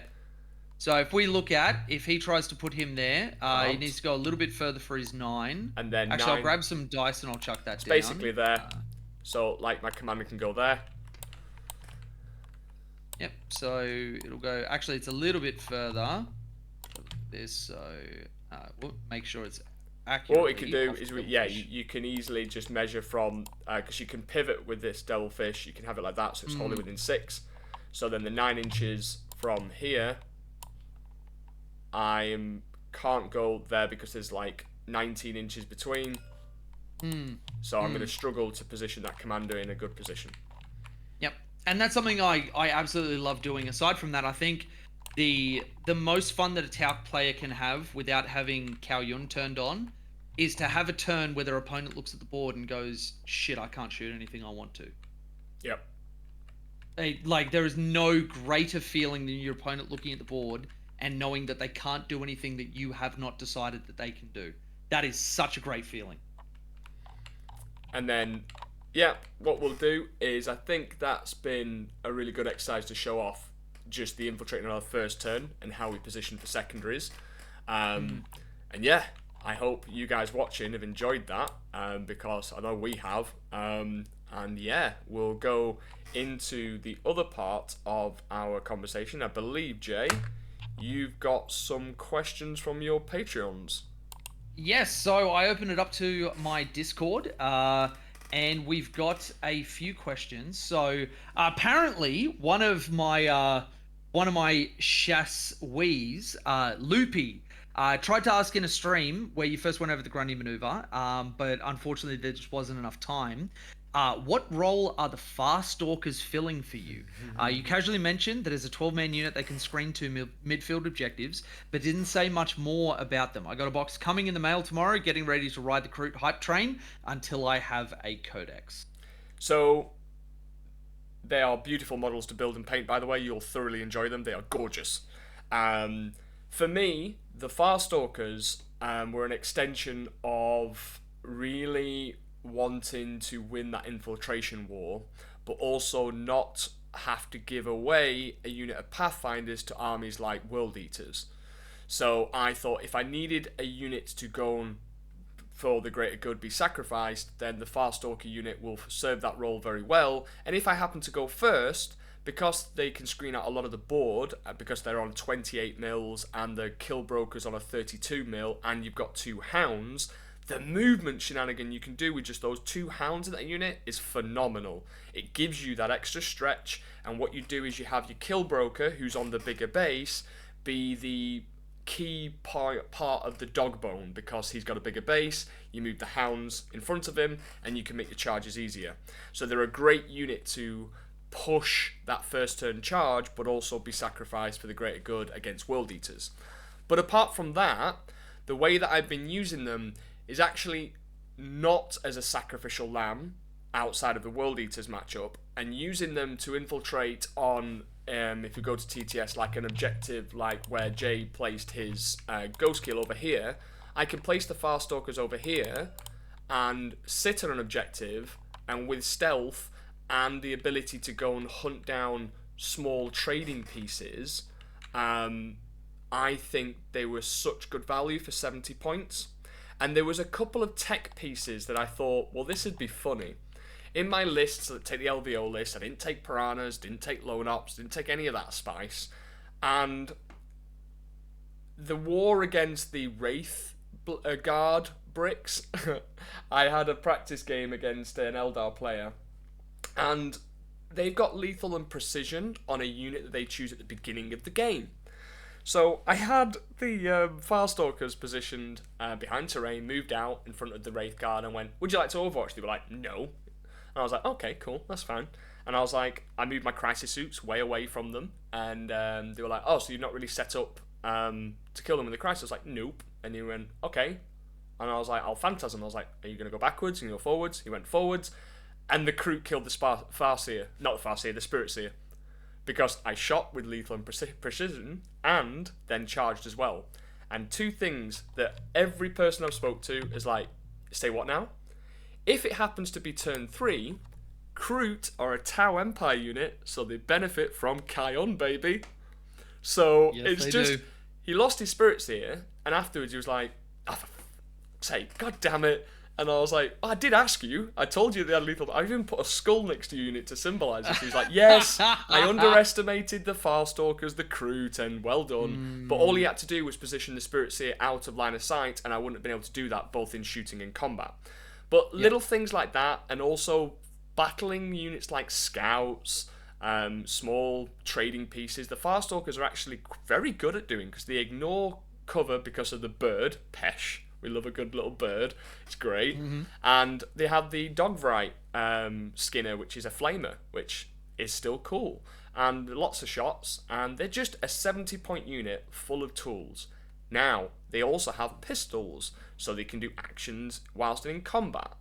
They have superior movement, they have infiltrate, so you can see, as demonstrated in our game just then, the infiltration war and the movement stuff that you could do is great. And if I had those Farstalkers in a corner and I got investigate signals, well, they go and do investigate signals. So it's another piece that can play the infiltration war. It's a toolbox with lots of little tools that you can obviously use within your games. And I find for 70 points, it's a bargain. And they look really cool. So yeah, I hope that's answered your Farstalker question. Yeah, fantastic. And I think that's something that really stands out to me, that a lot of people, when I see conversations online, talk about a unit getting its points back in kills. And I kind of sit there and go, okay, cool. Yeah, that might be a third of my list, maybe, that's going to do that. What about, like, you know, 9th edition? One of my best performing videos ever was the Crute Hounds. And I was showing people how to use a 30-point 4-hound unit to block a big knight from walking. And when people start to change the way they think about things, even if you never killed that Spirit Seer, I can guarantee you got more than 70 points per game from those Farstalkers at LVO. I would almost put my left nut on it. And I think that when you start thinking differently, not everything in your list has to be damage. Not everything should be. Because those lists we find often, they'll go to mid-tables, sure, but they're not the they're not the lists that win events. And yeah, very, very good. So another one, how often do you use CP reroll, and when is it worth it? Nah, just accept it. Just accept it. Don't be tempted to CP reroll because, you know, take Jay's example there. I was like, do you want to CP reroll it? No. CP is of extreme value to Tau. And the two stratagems that are used all the time are obviously Strike and Fade, then Rapid Ingress. So a lot of my progression in my lists when I included the stealth suits was realizing that I am Strike and Fading, and what I would like to do is Strike and Fade every turn. So getting me a free Rapid Ingress with the stealth suits allowed me to do so. So the CP reroll is, I suppose, used in a desperate kind of, you know, context. You know, oh, you've failed a hazardous test and it could kill a suit or a commander, so you might want to CP reroll that. Always have it in your back of your mind, but it's taking away from the other stratagems that we have, like jumping into a Devilfish, or the Strike and Fade, the Rapid Ingress. Sometimes you might have to spend the CP to Rapid Ingress. It's way more important to have a tactical stratagem than one that just bails you out of a bad roll. But if I was to give an answer to your question in terms of what stratagems I would, when I would use a CP reroll, majority of the time it would be if I've done the math on killing a unit and I need that unit dead and something bad has happened, then I would CP reroll the damage, the wound roll, but only in that circumstance.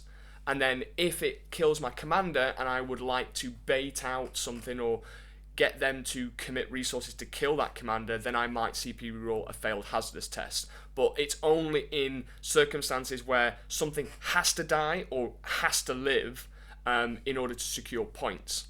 So points win games, so a reroll would only be used to win me points and also keep a trading piece alive to allow them to have to shoot it so then I can retaliate. Yeah, and I would hard agree with all of that. I think moving away from crisis suits and more towards a Breacher Fish has opened up a world where I'm actually saving that 2 CP and I'm grenading, I'm getting back into my things. I'm doing more with my list. And I would actually say I CP reroll very, very, very, very infrequently. Yeah. I cannot put it better than you did. It is, again, it is okay to spend a CP. It is not okay to waste one. Yeah, and I would also add that if you take that advance roll that I rolled for my Devilfish and I got a 5, which allowed me to do the investigate signals in the bottom right, if, for example, I needed that for points in a clutch moment, maybe if this happened later in the game, I might CP reroll an advance roll to guarantee me the points of the secondary. So it's all CP reroll should be designed for, you should be using it to secure your points, not damage. Because damage, look, it swings and roundabouts. You might go low on one side, but you might spike on the other side. So don't waste your CP on rerolling damage unless it gets you points. Yep, very good. Okay, this one's an interesting one. Speaking about the Crisis, how do you protect your Crisis Bomb against fast melee armies? And I feel like we've been talking about units that do this for the entire time we've been going, but I won't steal your thunder. How do you protect your Crisis Bomb? Kroot. Next question. Right, anyway, no, I'm kidding. Right, okay, so basically, in a nutshell, the easiest example to give is one that me and Jay talked about when we first connected on Discord. There was a light bulb moment in my head when I went to the Coventry Super Major and I played 3 incredibly good players. I played Liam VSL, who was running his CSM, the broken CSM list of pre-data slate, and then I played Jack Tight and his sisters, and I also played Brian Sepp with his T-Sons. And each of these 3 games had something in common. They had Rhinos or MSU build to be able to stage and then attack. So the Liam VSL was a perfect example. And I was able to position my crisis suits in various ways, but I was always opening myself up to a counter charge or them shoving Chosen in my face. And I was just like, I said to him afterwards, I was like, there's no way I could have staged against you. And he was like, nope. I was like, so Kroot would have allowed me to do that because I can then screen behind a ruin and have my crisis suits protected, and he's committing a big combat resource to kill a unit of Kroot, right? Or he has to work around them, which is a lot harder than just, me having 6 crisis suits behind the ruin, and he just goes, okay, cool, tag and charge and does loads of damage. So 55-point units of Kroot will help you act as terrain. So you've got your terrain feature, you've got your screen set up, that is effectively another layer, and using your Kroot to block off areas where their combat units can get to. And if you go first, using the scout move and then the move 7 and the charge to charge rhinos to tag them to stop their tempo control is crucial. So then what would happen in both the games against T-Sons, which was just Rhinos and Rubric Marines and Magnus and all the characters for days, was I can actually threaten their deployment zone by making them deploy the Devilfishes back. Sorry, not Devilfishes, the Rhinos back, because my Kroot could tag them, and that's not what they want. And if I manage to wrap a Rhino with Kroot, that's sad times for them. So focus on trading pieces, screening and move blocking with units like Kroot. Potentially you could do it with Breaches and Pathfinders, and if you have enough CP you could Photon Grenade, hop into Devilfish, make it a bit more difficult for them. But Kroot are perfect at it, and it's not sacrificing them without a purpose, but they give your army that extra turn of being able to stage, because you've got 2 options. If you don't have the Kroot, you either deploy aggressively, and then if you don't go first, well, you're in a bit of a world of pain, or you deploy all the way back and then you're not playing the game because you're too far back. So the Kroot allow you to still deploy and stage aggressively, but with a bit of a screen to protect them, when if you don't have them, you can't do that. Very, very good. So, one from Feud. Does every one of your tower lists start by including Onvar? And if not, why not? Is it because you win too many games? Now, I know where this is coming from, because Feud made a joke in the Discord that every good tower list starts with Onvar. Incorrect. Incorrect. Turn that motherfucking hologram off and shove it in the bin. Ugh! Unvar infuriates me. Let him die. He's dead. Let him go. No, in all honesty, I do not like lone ops. I do not like having a crutch that forces me to go, okay, Unvar, stick him at the back, he holds an objective, lone op, can't shoot me. Fine. I get all the tactical reasons as why you want him. He's 65 points, such an annoying piece that people will just ignore him. There is one big weakness that every top player will do against Unvar. It is move into his face, grenade him, shoot him, charge him, he's dead. So the way you want to use Unvar is either the backfield screener is sit on a home field objective, done, alright? Or you want to move him up, charge him into pieces that could kill like a unit and stop them and slow them down. But then again, you just lose that piece because they go grenade, shoot, charge.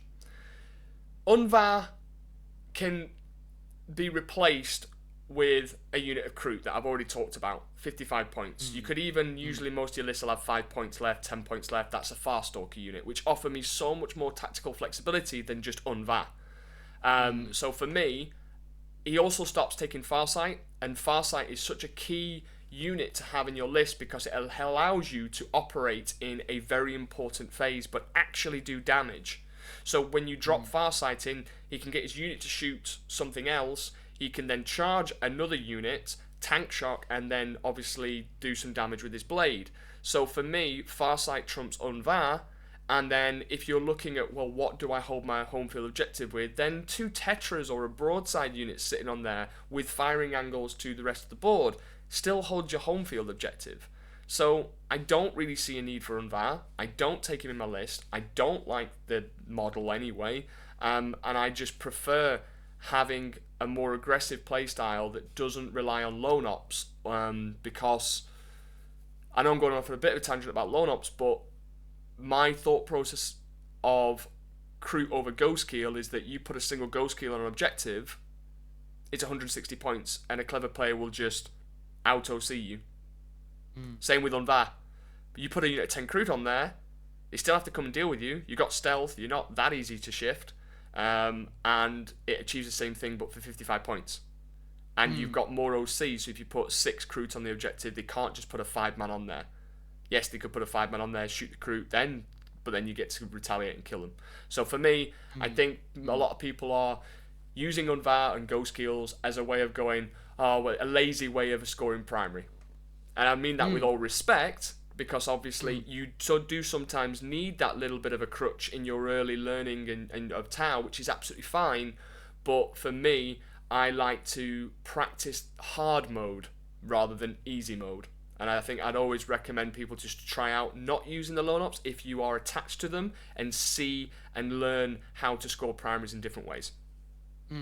Yeah, very good. So, next one. Probably an extremely generic question, but what are your thoughts on the new Kroot and predictions on how the Codex detachments will look like? So, Kroot, shenanigans, deployment, redeployment, infiltrating, pulling them away. But imagine my list that I've just shown now with 30 Pathfinders, and they go, right, the Grundy Maneuver, then the scouting, and then I've also got the infiltrating Farstalkers, and I've got this trail shaper, and he's then obviously gonna, and then I'm gonna just scout move, and then I'm gonna just pick that unit up and put it over here, and then they're like, are we gonna start the game anytime soon? I was like, I'll let you know when I finish my jank, and I'm really get a coffee, excited. Dude. This is gonna take a little bit. This might take a bit. Put the clock on me, fella. It'll be all right. Don't worry. So the amount of interactions that you can force with just pre-game moves, redeploys.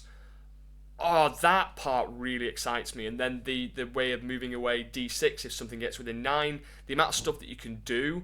And then also thinking about, well, next turn I might draw Investigate Signals. So if I move away now D6 this way out of a charge range, makes it closer for me to be in Investigate Signals. There's so many things you could do. And I think the detachments with the ones that they reveal with the Kroot are really exciting. I don't know what else is going to be available to us, and I would like a Montcar detachment, but maybe not just copy-paste old Montcar, maybe give us something new. And I'm really interested to see datasheet abilities and how they've transformed from Index to the new way of 40k, if that makes any sense. You know, having little abilities on datasheets to help maybe just change our Vespid to like the one that everyone else has. Like, little things like that. But for me, don't get me started on Vespid. Yeah, I know. Yep. but for me, I think that it's looking really good. I think the excitement with the Kroot, the models, the rules, I think they're going to offer us a lot of flavour and a lot of combat abilities that will change the dynamic of how we play Tau. I would hard agree, and I'm opening myself up to get hurt by GW here, but from just what we've seen with the Kroot and the Kroot Hounds and some of the new characters, they have set a precedent that they are happy to change our existing data sheets, which gives me a little bit of hope for positive change on some of the things that don't make sense in the current Tau Index. And I think this is a really big opportunity. Like, I've weirdly been praising GW lately for all the Crute reveals and everything else, and I would like to see them go from this winning streak continuing on. Like, I don't expect everything to be perfect. I don't expect everything to be incredible, but just they've shown so far that some of the abilities do look at least interesting. And that's where I want to be. As somebody who, like, I am a career DM in Dungeons and Dragons, out of everything I've done with my career with the military and everything else, I am always such a fan of the people that are using a bit of equipment or whatever else, having options in order to solve certain problems with it. And the guy standing 10 feet away from you might not have the same problems as you, so he has a different thing to solve and has a toolbox which is able to do that. And I think that is the best kind of game design, honestly. All right, and then the last one from the patrons, but I do have one for myself afterwards. Go for it. From one of my Shas'Os, Alex, does Kyle have any advice on making Riptides, Ghost Kills, or Taunars work? All three have been covered on my channel, the Pantheon, but I'm intrigued to his perspective. So, Riptides, absolutely. It's taken me back to 9th edition. Riptides are the aggro pieces. They are effectively if you play chess, they are your knights. They can just go in. They've got durability, they've got options. I know they're moving 10 now, not 12, but they are still very durable. And the one thing I like is that if you push up, the combination of breaches and riptides are a perfect combination together because they're fulfilling two roles, elite and then infantry clearing, and they can also double down and work together. And obviously the breaches can spot for the riptide if there's some difficult angles where your tetras or your other spotting units can't get in, and then the breaches still hit on 3s. So I think the Riptides are very good, and the one thing I like about the Riptides is you can push out one Riptide and go, come and deal with me, I'm 165 points. Thanks, GW. They are criminally cheap. Opponent has to probably commit more than 165 points, probably closer to 300 plus, to down a Riptide. They kill the Riptide, but then the other two go, hello, bam, bam, bam, and the rest of the army just deletes that. So I think Riptides offer us that aggression that maybe we've been missing, and the fact that we've been relying on the Kion and waiting until turn 3, and then the Crisis Suit brick from turn 2, and people have kind of got used to dealing with those Crisis bricks now. But what they're not tech for is dealing with Riptides. And the meta will shift to deal with Riptides, but if you hit them on two fronts with Riptides and infantry lists, then you're stat checking people on two fronts. I've got a load of infantry bodies, and I've got tough, durable vehicles. Pick your poison. Ghost Kills, I think, are going to be interesting, again, because of the guard meta that's going to be evolving around us, and I know top players like Nassim Fuchain is cooking up some absolute guard filth, and I think the lone ops, even though I don't like them, I think you would have to factor that into some lists, whether it be, the Space Pope or Shadow Sun or a Ghost Kill, then yeah, and I think you made a really good point in terms of putting flamers on your Ghost Kill. I think that's very smart, because having a Ghost Kill on an objective, and if they put that 5-man unit or that 6-man unit out there, you could go flame, flame, flame, and potentially kill a few models that drops their OC. So I think Ghost Kills will help us in the guard one, but also going mass aggression with Triptide and Breacher Fish will also help as well. So you've got a bit of flavour in there. Taunar, I'm afraid, I've not got one, never used one. It's too many eggs in one basket. But if you want to use it, then that is your damage dealing piece. So you need to filter your rest of your list to do the primary and do the scoring. It's a lot of eggs in one basket. But if you do love the model, I don't always enjoy creating just meta lists. I enjoy working with others that I like this model, I want to make this work. I've got a couple of students that loved the Tiger Sharks and the Storm Surges.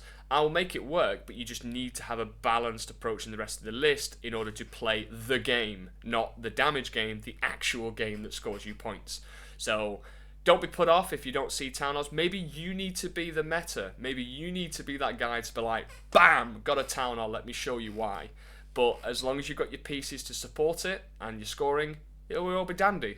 So for me, not for me, but I encourage, creativity, and if you want to make it work, make it work. But Riptides and Ghost Kills, yeah, they're good. And just a spoiler, I did have a list with 30 breaches, 3 Delfish, 3 Ghost Kills, 3 Riptides, 3 XP8 Commanders, 20 Pathfinders. Yeah, it's 30 Pathfinders. So yeah, you can still do it.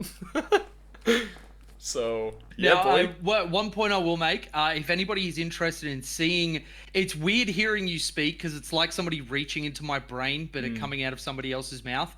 Everything you just said, I had a stream where I actually built a Town R list. It's I'm taking a Town R to a GT. So if anybody wants to look that up on my YouTube channel, there is a full stream where I go through it and I start talking about everything. And the first thing that I said to everybody, I'll put out a poll and I'm like, guys, tell me what you think the next unit to go in after the Town R is. Because that's my first thing, because that's the whole point of this. What do you think the next thing is? And immediately there were a couple of close takes, but my first thing was Breacher Fish. Yep. I want to be able to stand on objectives. I want to be places the Town R cannot be. And I need things that are going to win me the game, because damage doesn't do that. You don't count up the number of damage totals that you've got at the end of the game. You count up points. And yeah, so if anybody wants to watch that, that is a very, very good stream that I had. And it'll, just from that and my thoughts going through there, you can see how good players build lists. Because there are a couple of questions, like you said, you have to answer certain questions. And some of those are, how do I get to foreign investigate signals? Or what do I have that can easily go into area denial and I'm not throwing away my entire game because all I have are these big 500-point crisis bricks because I put 3 in and nothing else. And then my opponent just auto wins because they kill it in retaliation. So yeah.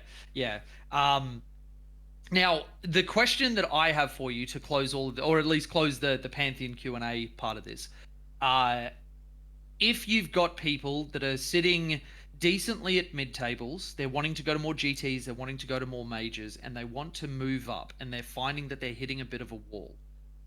Aside from the things that we've spoken about tonight, what are some things that you could say to those people to have them focus on that would allow them to maybe not start beating the big boys at the top, but at least be able to exist on the same table? Okay. So there's obviously going to be some crossover with a few things that we've already mentioned. But what I'd say to them is, okay, what is it that you are struggling with? What is it that you leave a game thinking, I wish I hadn't done that, or this was the move, I could have won that game by a couple of points and stuff like that, is really look at what your barrier is.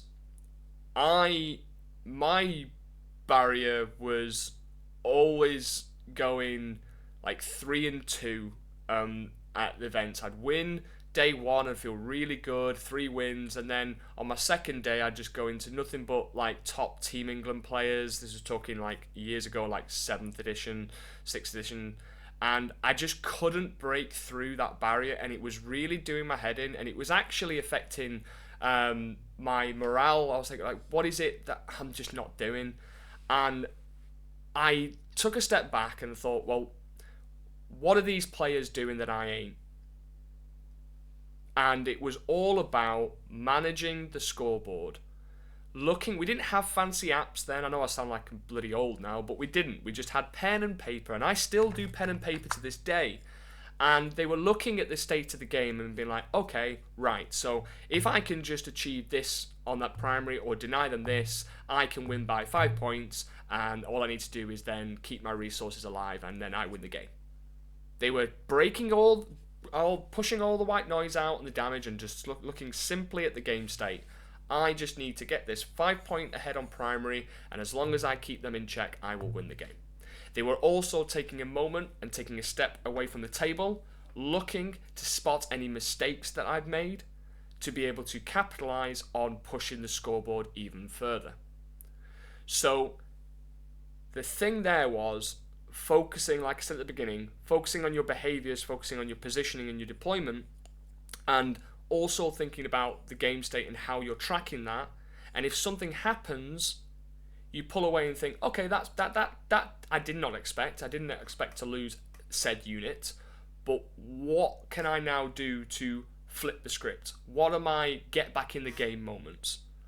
And we have this narrow tunnel vision where we just think, now it's lost, or no, I have to do this, I have to do that, and you're not spotting opportunities in front of you that you need to take a step away from the game to see those opportunities. So my advice is if you're getting stuck at this barrier, do the things I've mentioned, look at how you're tracking the state of the game, and then focus on the behaviors, not the outcome.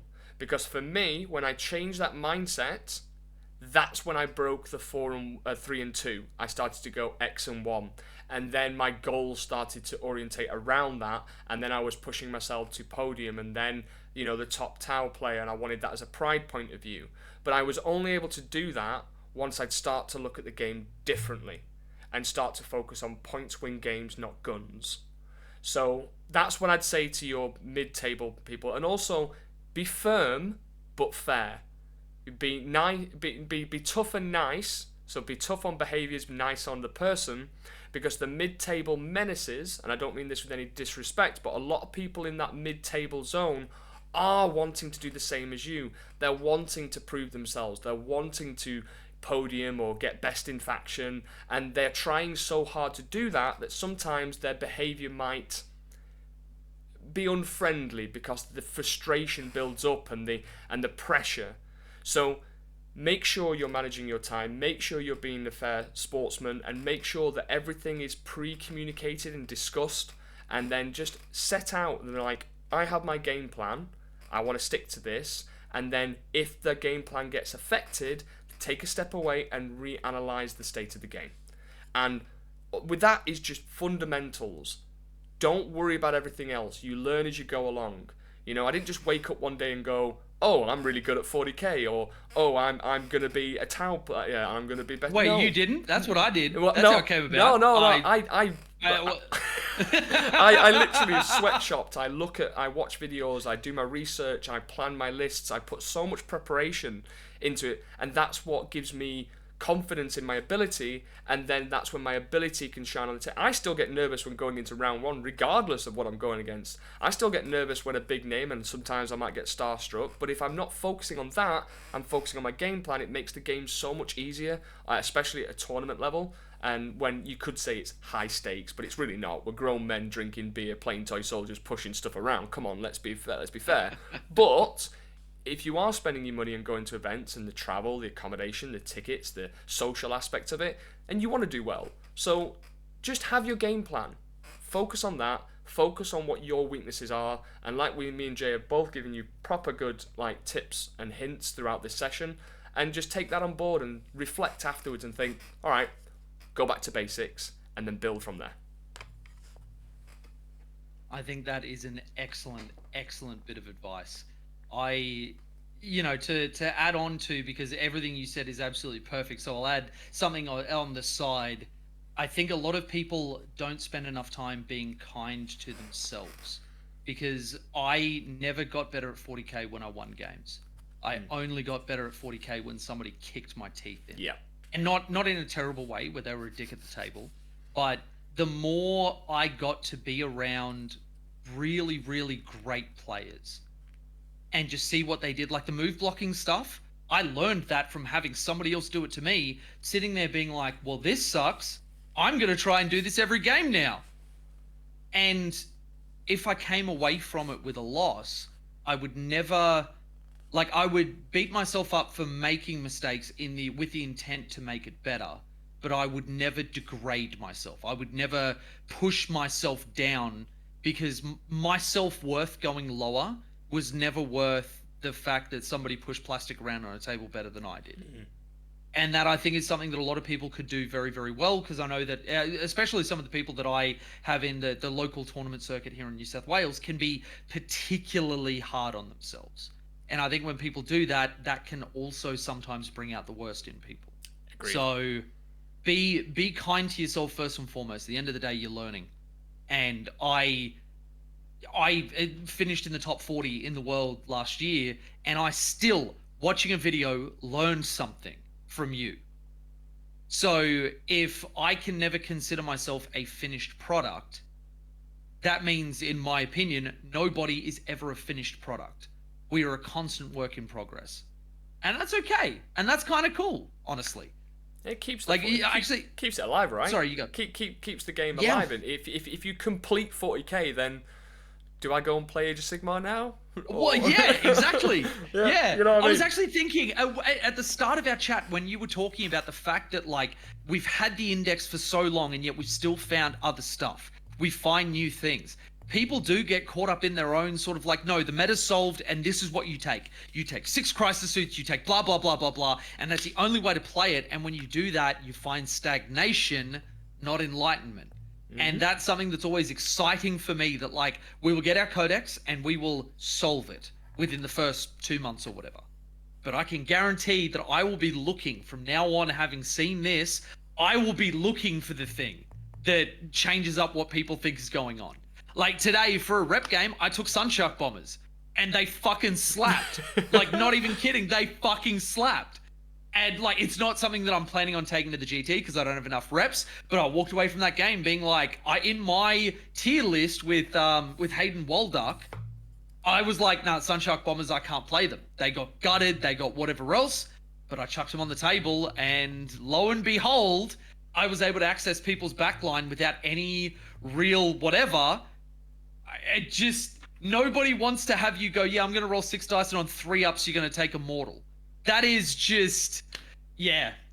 I just love that nothing is ever truly solved, and the more that we don't get caught up in our own way, we really give ourselves a chance to kind of hit that stride and, you know, find something different and keep everything fresh. So, yeah.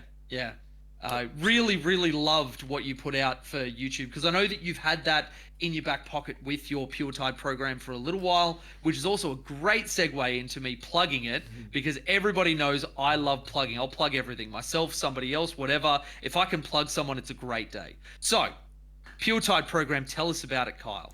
Yeah, so after the year of working with Vanguard Tactics as a coach, loved the guys over there. They opened up doors for me, and after winning the ITC 2021 Top Tau, obviously I approached the conversation, and then started to get a love of coaching.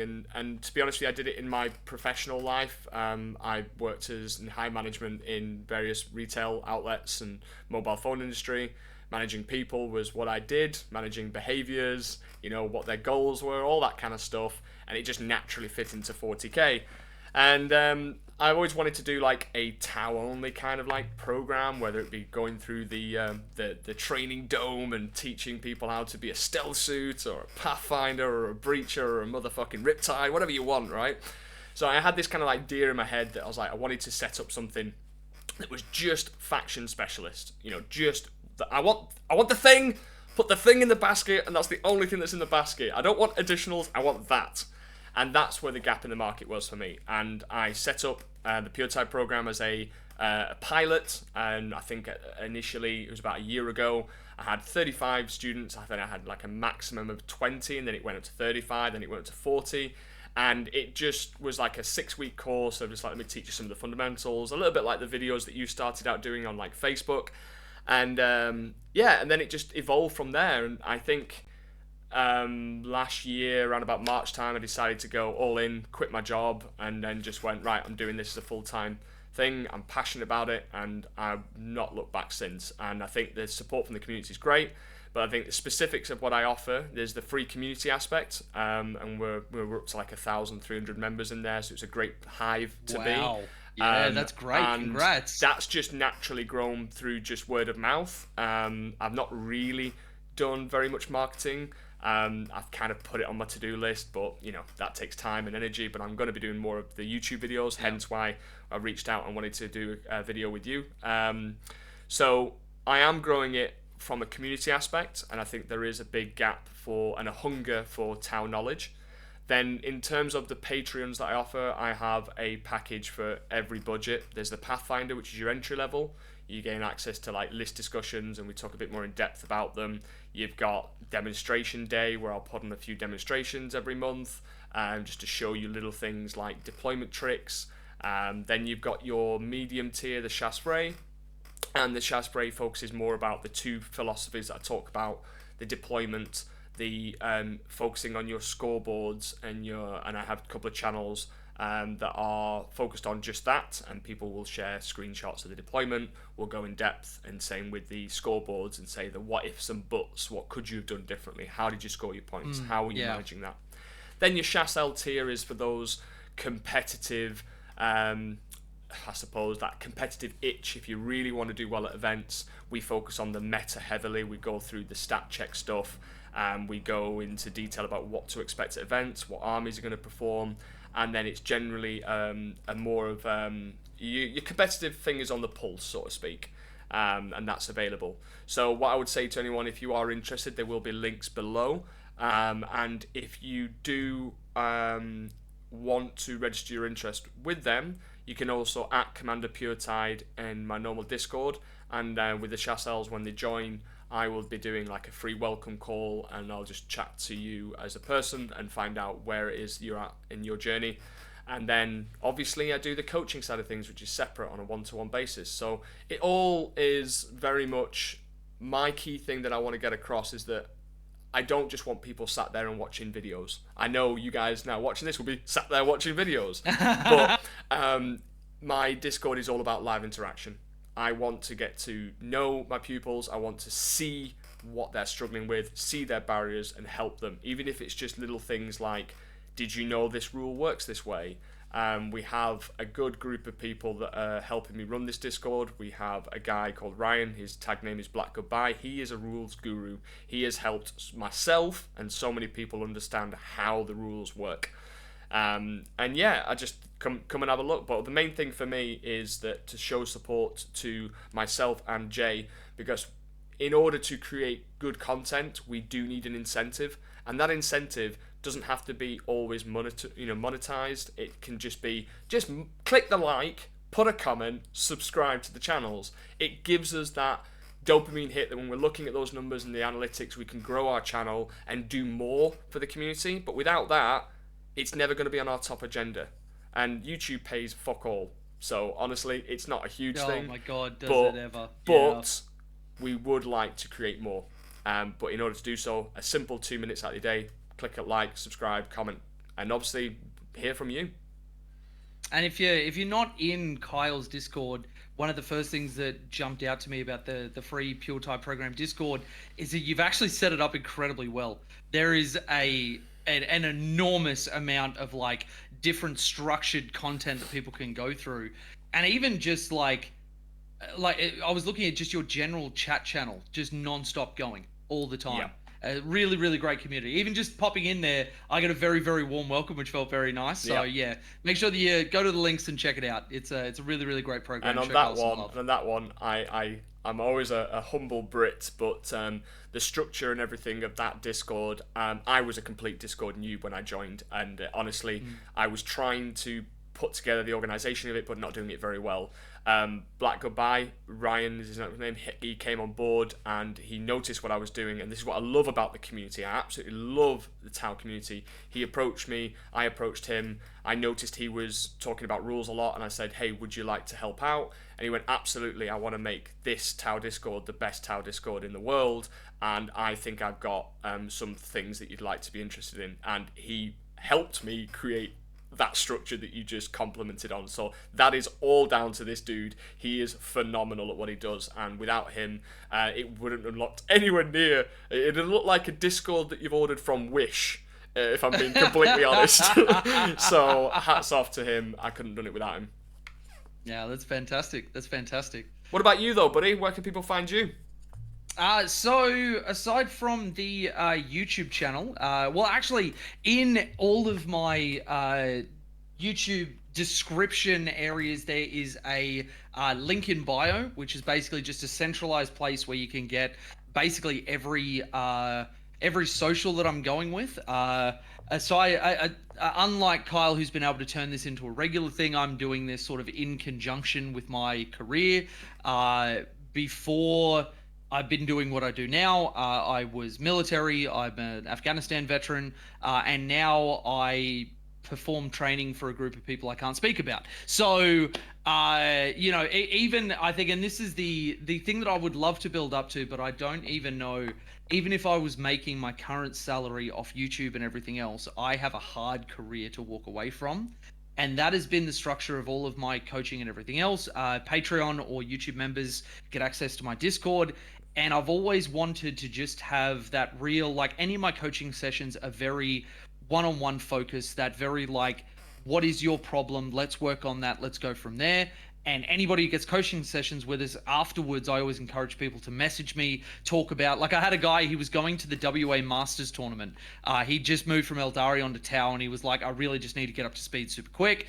And he was messaging me on each of the rounds. He's like, oh shit, I'm going into CSM. What do I need to know about? And so, and like that for me, you know, is just incredibly rewarding to like, because help seeking behaviors is always something that's been a big part of my core sort of thing. Like post Afghanistan, I was a guy that a lot of the dudes would talk to because I had the capacity to help them with it, and I didn't shy away from having those uncomfortable conversations.